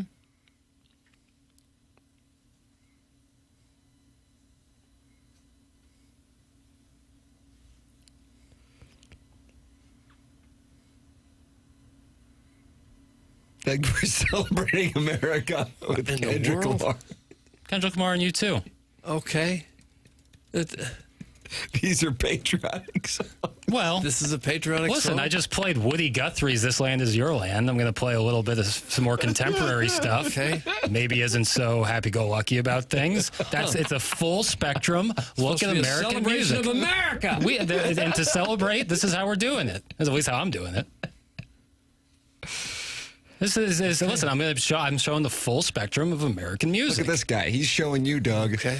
I didn't realize this when I said I was going to be off coming up here for family vacation. Little Jackie Papers is off on Thursday as well. Off on Thursday. Yep. Driving to The lake, and you are going to get there early. I'm driving to a lake. Maybe not what some Tahoe? the lake. Tahoe. What lake are you talking about? Lake Como? No, I wish. Carlisle. Mark Twain. Como and Carlisle. Duality of man there. What lake are you going to? Michigan. Oh, so you'll be gone Friday as well. Everybody's off Friday. That's 4th of July. That's right. Oh, What? I hadn't thought about that. Yes. So yeah, I'll be back Monday. But yeah. So none of the lakes around here are good enough. That's how I take it. Doggone it. No wonder you played that music before. I played Lake of the Ozarks, or I went to Lake of the Ozarks Grudgingly. early this month or May. Oh, is that for like a year trip? For a ear, what did you say there? I heard ear trip. Was that for your trip? It was a trip I was on. To call it my trip, like Jackson's adventure to the Ozarks, I think would be the wrong headline.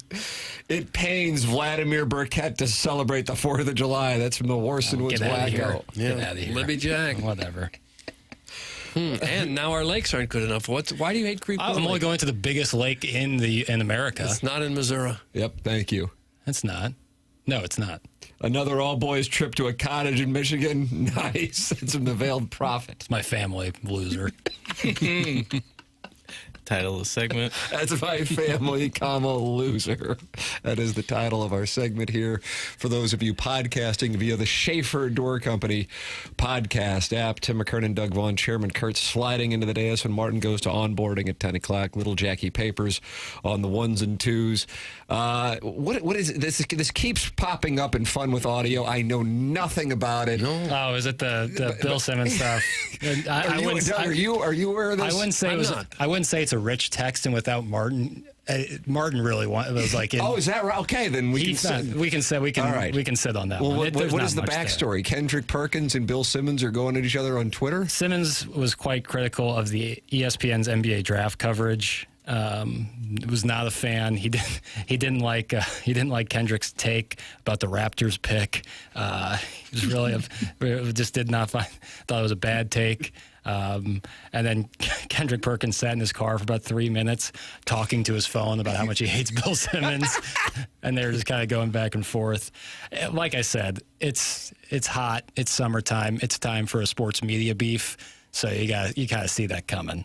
But I would not say it's. So you're saying these are staged media beefs because it's a slow time? I wouldn't say necessarily staged. Well, I'm just why saying. Does it matter the time of year? I say people on high alert. They're looking around. They might lean to a producer. What do you got? Where'd you get this? Oh, look at this coverage. All right, I'll take a shot. And then this comes back. I just think midsummer is the time where sports media like to beef. I don't know why. Okay. But there certainly is not much going on in the world of sport. How many dudes are going to be analyzing the NBA draft in that one-bedroom Airbnb in Grand Haven? That's from Dale, and he's in Grubville. Even though Jackson said he's going with his family. It doesn't matter. No, we don't believe that's true at all. It doesn't matter. But even if I was going with like 12 buddies, that would be great too. It'd be really fun. For a one-bedroom place? Maybe not one bedroom. Listen here, commie. What? You play a patriotic song sung by a guy that hates America and an Irish band moved to New York City, fella. Sounds like it's going to be the life you're looking for. Long live George Washington. Give me real American 4th of July music or give me the strap. Here. That's some Morrison Woods wacko, and he is not happy with the return. No, I wasn't thrilled either. And cry about it. Kendrick Lamar talking about these guys just played the halftime of the Super Bowl. And he was at the Dome, home of the Battlehawks. Yeah, that's right. And sold it out. So what say you? I'd say that's a great... He doesn't like the country? No, I wouldn't say that. I think he has some criticisms, but to love something and not be critical of it, I think is silly. Like if you love something, that was said by Paul Revere said that. I think if you love something, you want it to improve, and so sometimes you kind of have to be critical. Hey guys, let's talk about something for 15 minutes and then play the stupid clip a day later. That's some Painter guy. He's not happy. No, that was accurate. That's pretty much what's going to happen. So you have a clip here you'd like to play? No, I don't. Vertical tease? Yeah, you could say it's a vertical tease. I don't know really the difference between the vertical and horizontal tease. I'll call it the diagonal tease because I don't know when we'll get to it. We might never get to it. Jackson's really not that Subaru interesting. music's a real downer. That's from Buzz. Subaru music is funny. I like it. That's funny. The June lister of the month in 2023. I think of like Subaru music as like, remember when they used to sell CDs at Starbucks? You could get like with your coffee. That to me is like Subaru music. I follow you on that one. Like it's Josh Groban, no offense. Josh Groban is Subaru music? He was always like, it was like his albums were only sold at Starbucks. See, I would think like Indigo Girls. Yeah, that's a good call. Thank you. Indigo Girls, Groban. I love Jack Johnson, but I bet his albums would go there too. Yeah. Jackson is spot on. I love this show, but I've been critical of it as it has not improved in almost 2 decades. That's from Fluffinutter's fan page moderator. I disagree with the thought process that if you love something, you have to be critical of it. No, I'm saying if you love something and want it to improve, then sometimes criticism is important. And just being critical does not mean you hate something, you know? Well, you could love something and treasure it and maybe look past some of the warts. Say, nobody's perfect. Right, to a certain extent, I think. I think there's always a line. But yeah, I don't disagree with you. All right, Doug, I guess you found common ground. Okay, it feels like it. So you like the Kendrick Lamar U2 mashup for I want to hear John Philip Sousa. I played the lighter version of it too. The beginning of that song is, I don't know if you'd like that much at all. All right, we'll find out what we're going to get here in a matter of moments because Little Jackie Papers has more. But keep in mind now, we're giving away 2 tickets to Adam Sandler for the Design Air Heating and Cooling Email of the Day. You could be going to Adam Sandler on October 17th at Enterprise Center. You can find out more information at 101ESPN.com or on the 101 mobile app, but you can get your tickets right now for free just by emailing in to TMA the morning after at InsideSTL.com for our Design Air Heating and Cooling email of the day. How about that? What a prize. So send yours in the morning after at InsideSTL.com. Design Air, sponsor of our email of the day. Design Air is online at DesignAirService.com. If that air conditioning goes out this weekend, brother, you're going to have an issue because, Doug, I've got for you sunny and hot on Friday. High at 93. Sunny and hot on Saturday. High at 94. Design Air Heating and Cooling will take great care of you at DesignAirService.com. That's Seth Goldcamp, longest running sponsor on TMA, going back a decade. Doug is a client. Martin is a client. I am a client. We recommend you become a client as well, and you know you are in good hands with Design Air Heating and Cooling. Online at DesignAirService.com. It's Design Air Heating and Cooling, longest running sponsor. There is not going to be any upselling. That's not what they do. They fix it. They move on. It's Design Air Heating and Cooling online at DesignAirService.com. Today is the last day that Jordan Kyrou can be traded without his approval. And I'm telling you, if you type in Kyrou in the Twitter tweets, what do you get? It's constant new posts, most of which are coming from Montreal Canadiens fans who think Kyrou is on his way to Quebec, but it's nothing going on as of right now. We talked about it with Chris Kerber when he was with us in the 8 o'clock hour. Joey Vitale, when he was with us on Friday, said he doesn't think it's happening. He didn't think there was any. And then he compared him to Rudolph the Red-Nosed Reindeer, if I'm not mistaken. Yeah, guiding the sleigh with his nose. I said if I could get 5-1 on my money, I would take that he would be traded today. Because Martin, I think, gave 18% chance that he'd get traded. You said 17% chance. Jackson, what percentage do you want to give? 14%. Wow, really?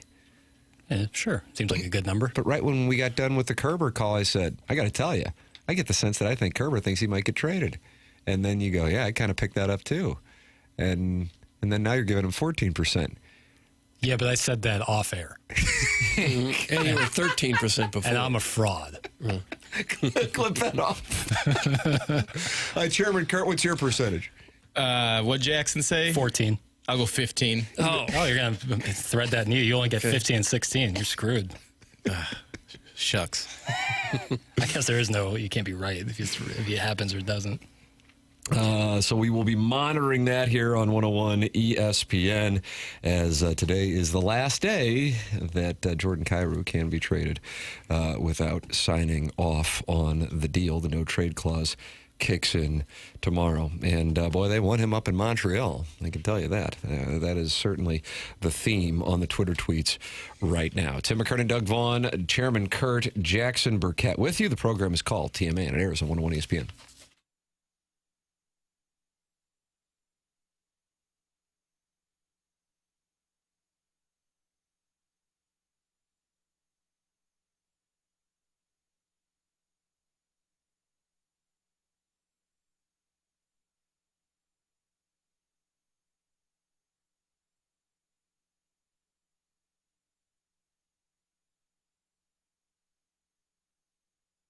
Let me tell you about a local gem, Dents Express, family-owned and operated right here in St. Louis since 1992. And they couldn't make it any more convenient for their customers who want to make sure that their cars are repaired from whatever caused dents on their vehicle, hail damage, door dings, or those annoying shopping cart dings. Gray Wilson and his team are the go-to experts for paintless dent removal. They make it so easy for their customers. They aren't just good, they're experienced. Their techs have been with them for over 20 years. That means you can trust the people working on your vehicle. They offer free evaluations with no appointment necessary. And then they will handle everything with your insurance. That's right. You drop off your car, they take it from there. They're open Monday through Friday from 9 to 5, and they're located in West County. You can call them at 636-227-5050 or just swing by and tell Gray that TMA sent you their way. That's Dents Express, St. Louis's leader in hail damage repair.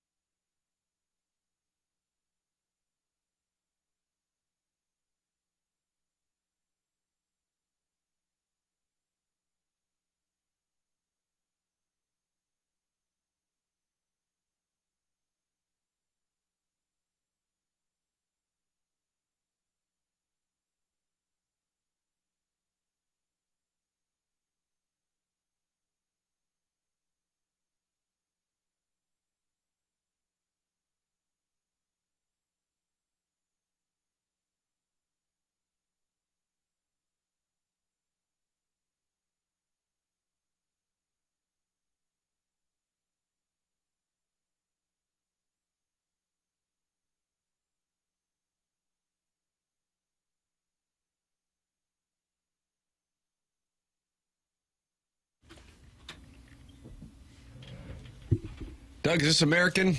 Is this patriotic for 4th of July? Yes, this is better.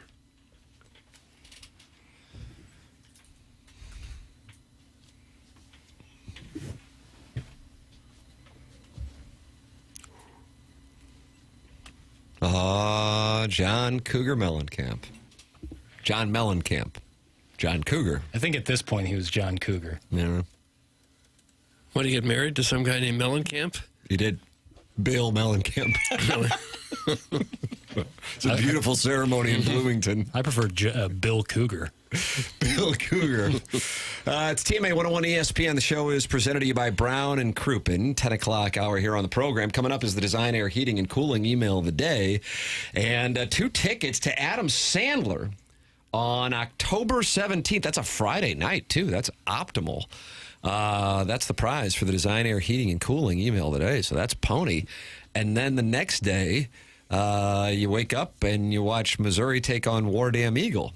Oh, and, yeah. do you? And the Cardinals play the Dodgers in the NLCS. So that's going to be a big day. So what a weekend that's going to be in the St. Louis area. Jackson has this in clear in the deck, Doug.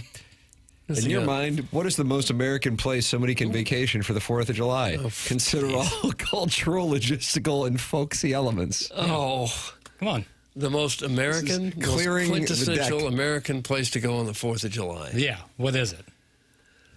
I mean, it's the lake, right? I don't. Probably not. I guess Statue of Liberty. Doesn't New York do big fireworks? Not a bad answer. I think the answer's on the East Coast, just because that's where, of course, we first came. Not in the Midwest, huh? I'm not saying no to the Midwest. I'm open to any answer. I felt like where I was last weekend, not last weekend, 2 weekends ago, in Cape Cod area, that felt pretty 4th of July. You're in the 0.01%. I get it, but Doug and I aren't. Jaws is in Martha's Vineyard, shot right there. If something about it feels very American summer. I don't know. Well, old money, sailing, lobster, sailing, linen pants, estate marriages. Yeah. Yeah, absolutely. Yeah. No, but for guys like me and Doug, the lake. Yeah. Right. Yeah. Yeah, if Johnson shut-ins. we're really going to have a blowout down at the lake, yeah. The Jerkwood from Kirkwood says Branson. The 314 says Philadelphia. Orson Woods Wacko says, let me guess, Papers, it's the Russian festival in the Catskills. There's a Russian festival. Probably not on the 4th of July, I would think. It'd be bad timing. Catskills is great, though. It'd be fun, More winter place, fun though. to be in England to see if they're still upset about the way that turned out. Just kind of rub it in their noses a little bit. When did the Cardinals play in London? Was that 2 years ago? 2023? It's crowdsourcing. It is crowdsourcing. I feel like it was the end of June 2023 that they played in London. Wayno pitched. Mahi Mahi says Kinlock. I'm not getting very good answers, to be honest with you. I'm not getting much. Well, I mean, if you're... All right, I'm going to reread the question to see if I can give you a good answer, because clearly you're not happy with your hosts. Not the host. I was hoping that the texters would have something decent. Well, we've seen Kinlock with 2 votes, so that's the leader, right? I see one for the VP Fair. There you go. Okay.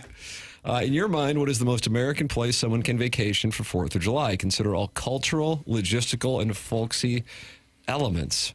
I think it's a regionally based question. Okay, so if I'm in the South, where am I going? Zaxby's. I don't know. Crinkle cut fries. Delicious sauces, too. Midwest, if you're in our area, I think Lake of the Ozarks might be the right answer. Yes. Yeah, Table Rock and the Ozarks. I mean, I can't bundle? No. It's going to be Why tough do you to have parlay the the attitude two. of Table Rock? Lake of the Ozarks isn't good enough? That's what I noticed, too. 2 years ago, I was in Table Rock around 4th of July. It was great. A little quieter. Yeah. Still plenty to do. Mm-hmm. A little longer drive, but I like Table Rock a lot. Okay. All right, so if you're on the West Coast, where are you going? That's Chairman? a good Tahoe? This guy For 4th of July? It's like talking to one of the Kennedys. Where Palm Springs doesn't feel very 4th of July to me. I mean, couldn't be hotter. Can you name some place where I don't need $5 million to live? There's that part in northern Indiana. He's going Cape Cod, Lake Tahoe. There's that place in. If you're in the South, yeah, to be Palm Beach. I wouldn't go. Not in the summer. There's that place in northern Indiana where you're on Lake Michigan, but you're still in Indiana. Oh, it's really nice. Yeah, they got great beaches. Right. All right. There you go.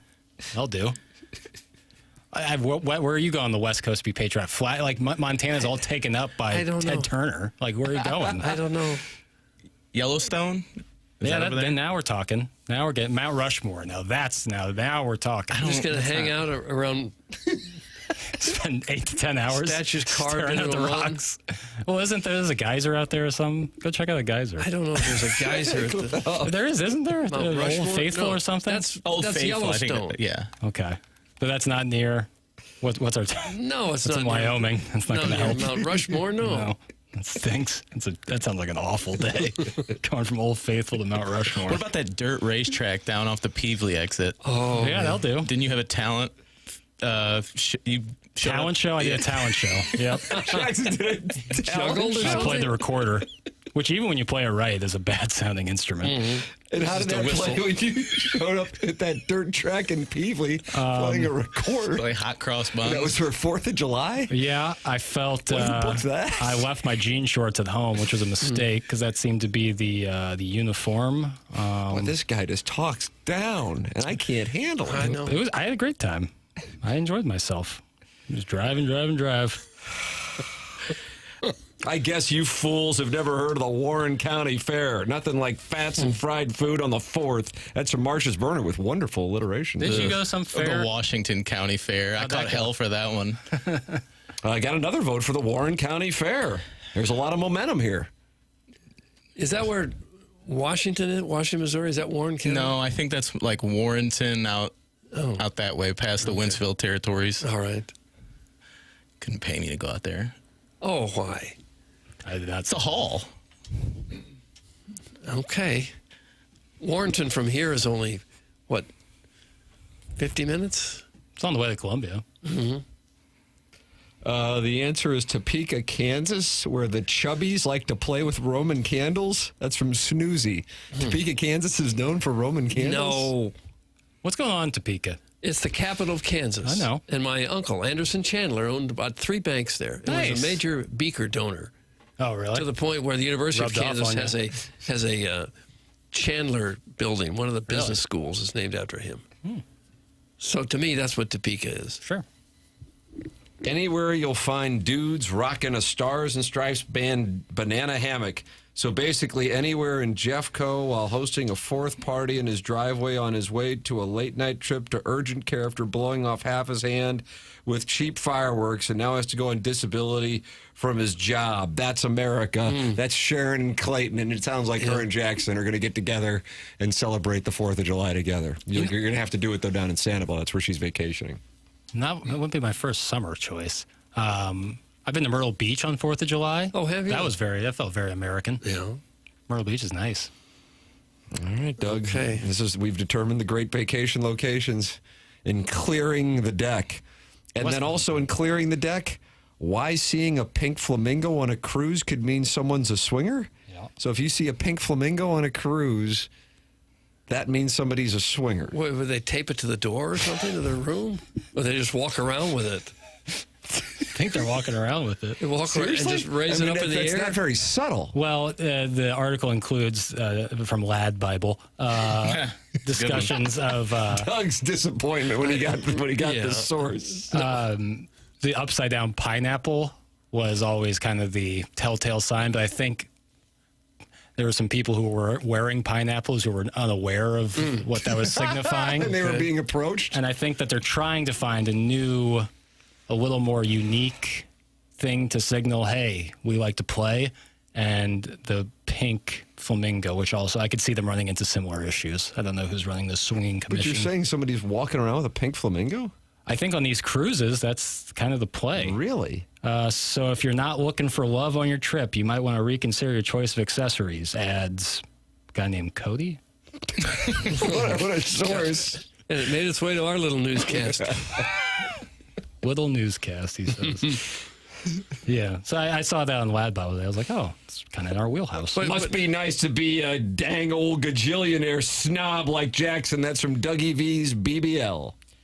You know what sucks is being labeled as like this ultra rich 0.1% and not having the money to like enjoy with it. It's like you get treated like crap and you don't have the money with it. Like it would be a lot easier to deal with win-win. this. If I had a trust fund, it would be a lot easier to deal with all this. It'd be really great. That'd be fine. Hey guys, have you seen the ticket prices for the Savannah Bananas at Busch Stadium? $350 for the cheapest one? That can't be a good look for the Cardinals, can it? That's from the Prince of Glendale. Well, that's got to be third. I was about to say, is that secondary market? Has to be. There's no. I don't know. They sold it out real quick, didn't they? There's a huge waiting list, I know, for tickets on them. But in fact, there's a 350 lottery system just for the right to buy tickets. Yeah, secondary market right now. You're not getting in for less than $280. Jeez, $280. That's just for one ticket. Mm-hmm. Wow. Up in the 400s. You never see their games on TV. They probably ban cameras there so that they. No, they have cameras. They're shooting all their own stuff. I see little social tidbits. media clips. Yeah. But never a full-blown game or anything on TV. Did they used to do that with the Globetrotters? Didn't they used to broadcast the Globetrotter games? Oh, yeah. And it would be like a real story on Wide World of Sports, right? With ESPN. Like they would have like Globetrotter highlights from that night. Oh, they didn't show the highlight. No, they would make Globetrotter shows. Got it. Okay. Yeah. How about this? I bought 5 tickets to the Savannah Bananas game at Busch Stadium for $200, and I sold them for $900 on StubHub. Whoa. Profit season. Big time. Looks like they were on ESPN2 on Saturday night. Ooh. Be curious to see what the numbers are on that whenever they get that back. The Swing Haven board member says, Doug, the flamingo is definitely in play for the lifestyle. And then he sends in a picture of him and his wife on a cruise and wearing pink flamingos. What's on the wall behind them? Oh. It's tough to describe, but it's naked people swimming and engaging in heavy petting. Gosh. May I join you? That's what they're saying on this cruise? Sounds like there's a pink flamingo on the door. I think we got our Savannah Bananas tickets for like $60 per. That's from Kado. Nice. So that's a nice win. You're sitting on some gold there, though. Yeah, you might be able to flip it. That's what I'm telling you. So they did broadcast a whole game on ESPN on Saturday? It looks like it. They're on ESPN2 on Saturday night. Yeah. Hey, stupid! You could have gotten 5 tickets for less than that $350 you're talking about. That's from the 573. Oh, well, don't call him stupid. It's hurtful. Gary, come back. No, you. Huh. Well, I would go if I had tickets, but I'm not paying $350 to see that. Or much of anything else, really. Yeah, you don't have a desire to pay $350. What is something you'd pay $350? I'd Masters all day long. I'd probably be very lucky to only pay $350, actually. Yeah. And I think that might be where it starts and stops. Really? Yeah. World Cup final? Okay, I'd do that. Okay. But would the USA have to be in it, or anybody can be in it? Because that puts the man to the test. Because if the United States is in it, it's going to be way more than $350. If it's Netherlands versus France, are you there? If it's Netherlands versus the Republic, I'm there. But based France, on Irish football so far, whoa, are you taking a shot? Wouldn't say it's a world superpower in the world of soccer. Wow, another anti-Irish statement. Mizzou college football playoff game, I'd pay that for. Yeah, there you go. There's an answer. Even before the national championship. Yeah. Oh, I would prefer it to be on campus, even if it wasn't on Mizzou's campus. I paid about $100 last year, day of, and made that trip out for Tennessee, Ohio State. Was that at Buckeye Stadium? Mm-hmm. Yeah. That's the horseshoe. It's huge. Yeah. To everyone in that studio, I love you guys. You seriously make my mornings. Mostly Tim, but you're all great. Yeah. That's from the gerbil. That kind of reminded me of the ending of Hoosiers, Doug, where Coach Norman Dale, played by the late Gene Hackman, they pan in to the gymnasium right after the state championship where the coaches of the South Bend team were laughing as they lost. And they see a little kid playing basketball in that gymnasium with a picture of that Hickory team. And right at the end, Norman Dale says, I love you guys. That's what that gerbil text reminded me of. Oh, really? Was it? Okay. He's talking to Ollie. I thought it was kind of nauseating when he mentioned you above the rest of us. Ooh, that was you kind of like a little drop kick right there. I noticed that. That's a new move. been in percussion. You're a little classes. gentler when Chairman Kurt's sitting over there. When Martin's there, you really lay into it. Well, if I hear really... a really horrible one, yeah, I'll lay into it. Email in Design Air Heating and Cooling email today is next. We're giving away Adam Sandler tickets as the prize. Send your emails in. This is TMA 101 ESPN.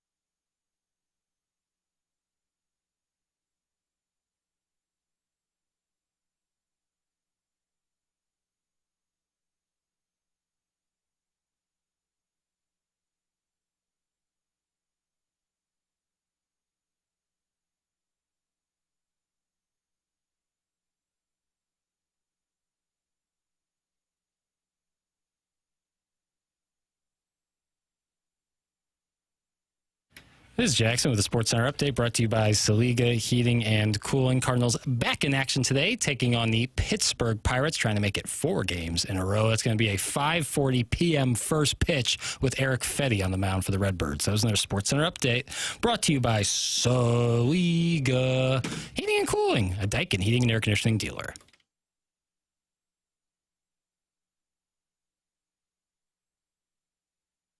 Welcome back. Big Design Air Heating and Cooling email of the day coming up with these Adam Sandler tickets on the line. And you can sign up right now at tmastl.com to be the TMA listener of the month. You got 9 minutes left to do it.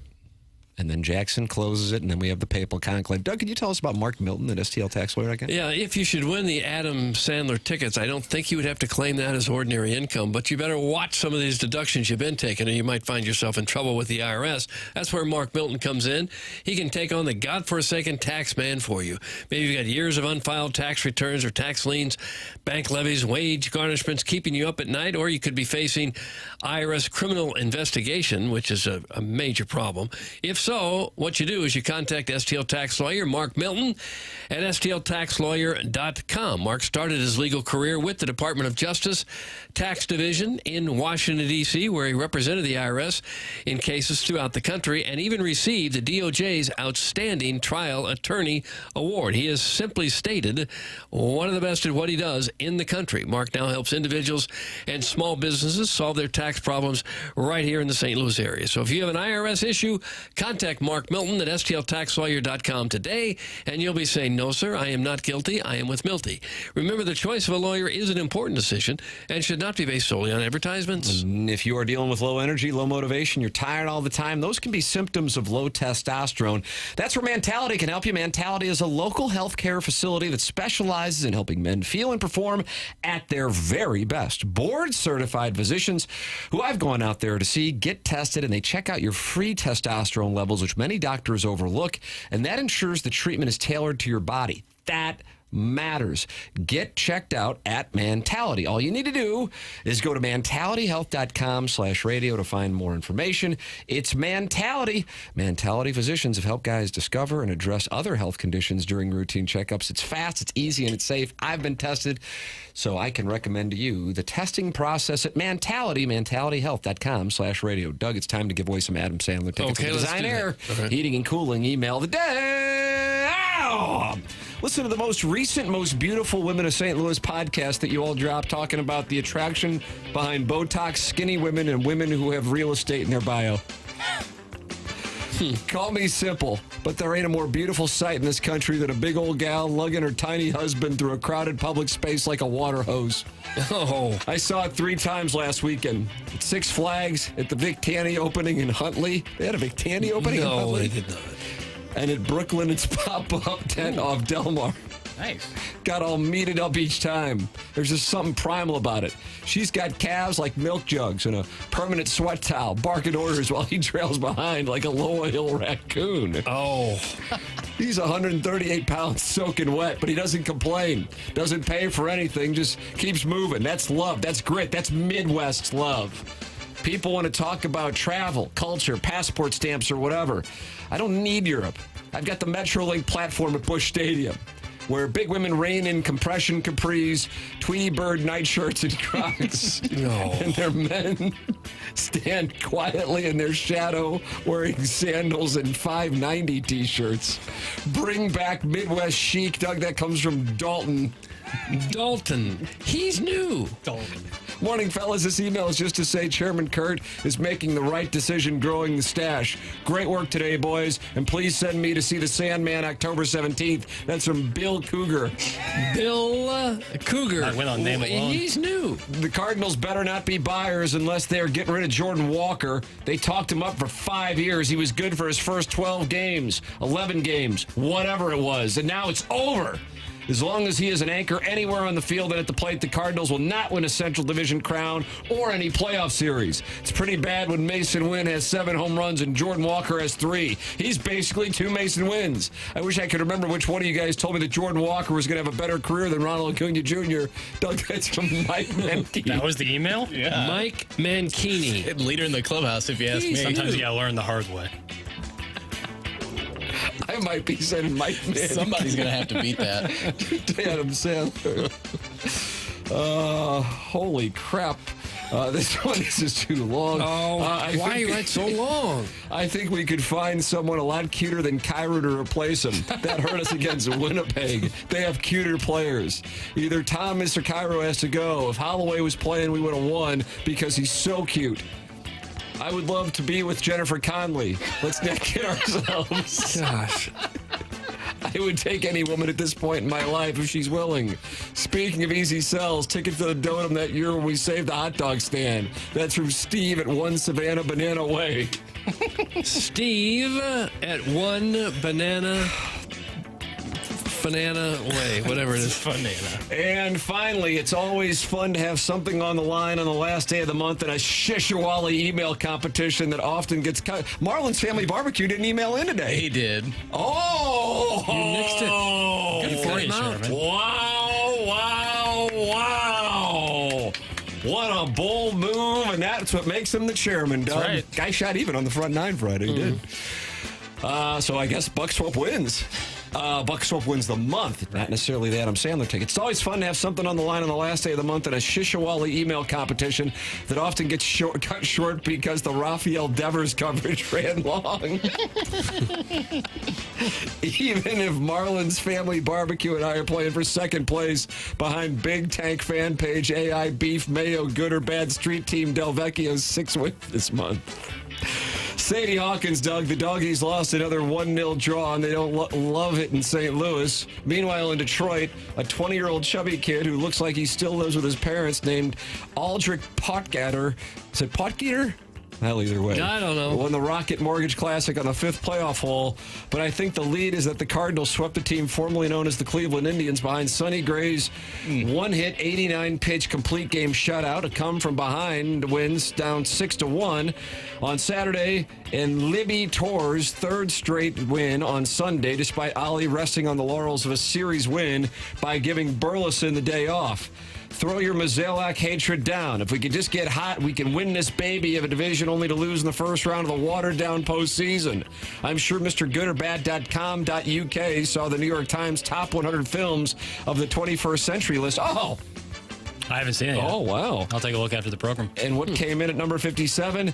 Best in Show. Yet we still never got Libby Jack's good or bad review of the Christopher Guest joint, despite the fact that Libby Jack was sent a copy of the picture on physical media 8 months ago. You like that term, physical media? I don't like it, I guess. Presumably because his hatred of dogs outweighs his love of cinema. That's from Buck Swope, DBA, the Recessed Ladies Press. And that's what we have! Buck Swope.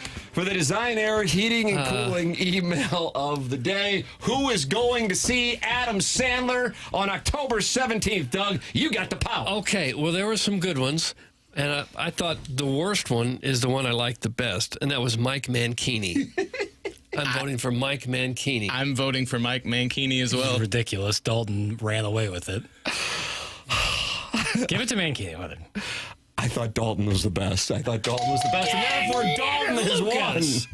Design Air Heating and Cooling. If Dalton can't go, we'll give him to Mankini. All right, Mike Mankini, Doug. If Dalton can't go, is the first alternate. Yeah, with his take on Jordan Walker. Mike Mankini. All right, time for us to shut it down. And he didn't win. How did he not win? Dalton had a better email. He's first alternate. So. That is BK and Ferrario coming up next. For Jackson Burkett, for Chairman Kurt, for Martin Kilcoyne, for my brother Kevin, for Douglas Sullivan, Vaughn, and Tim McKernan. This has been TMA, presented to you by Brown and Crouppen on 101 ESPN.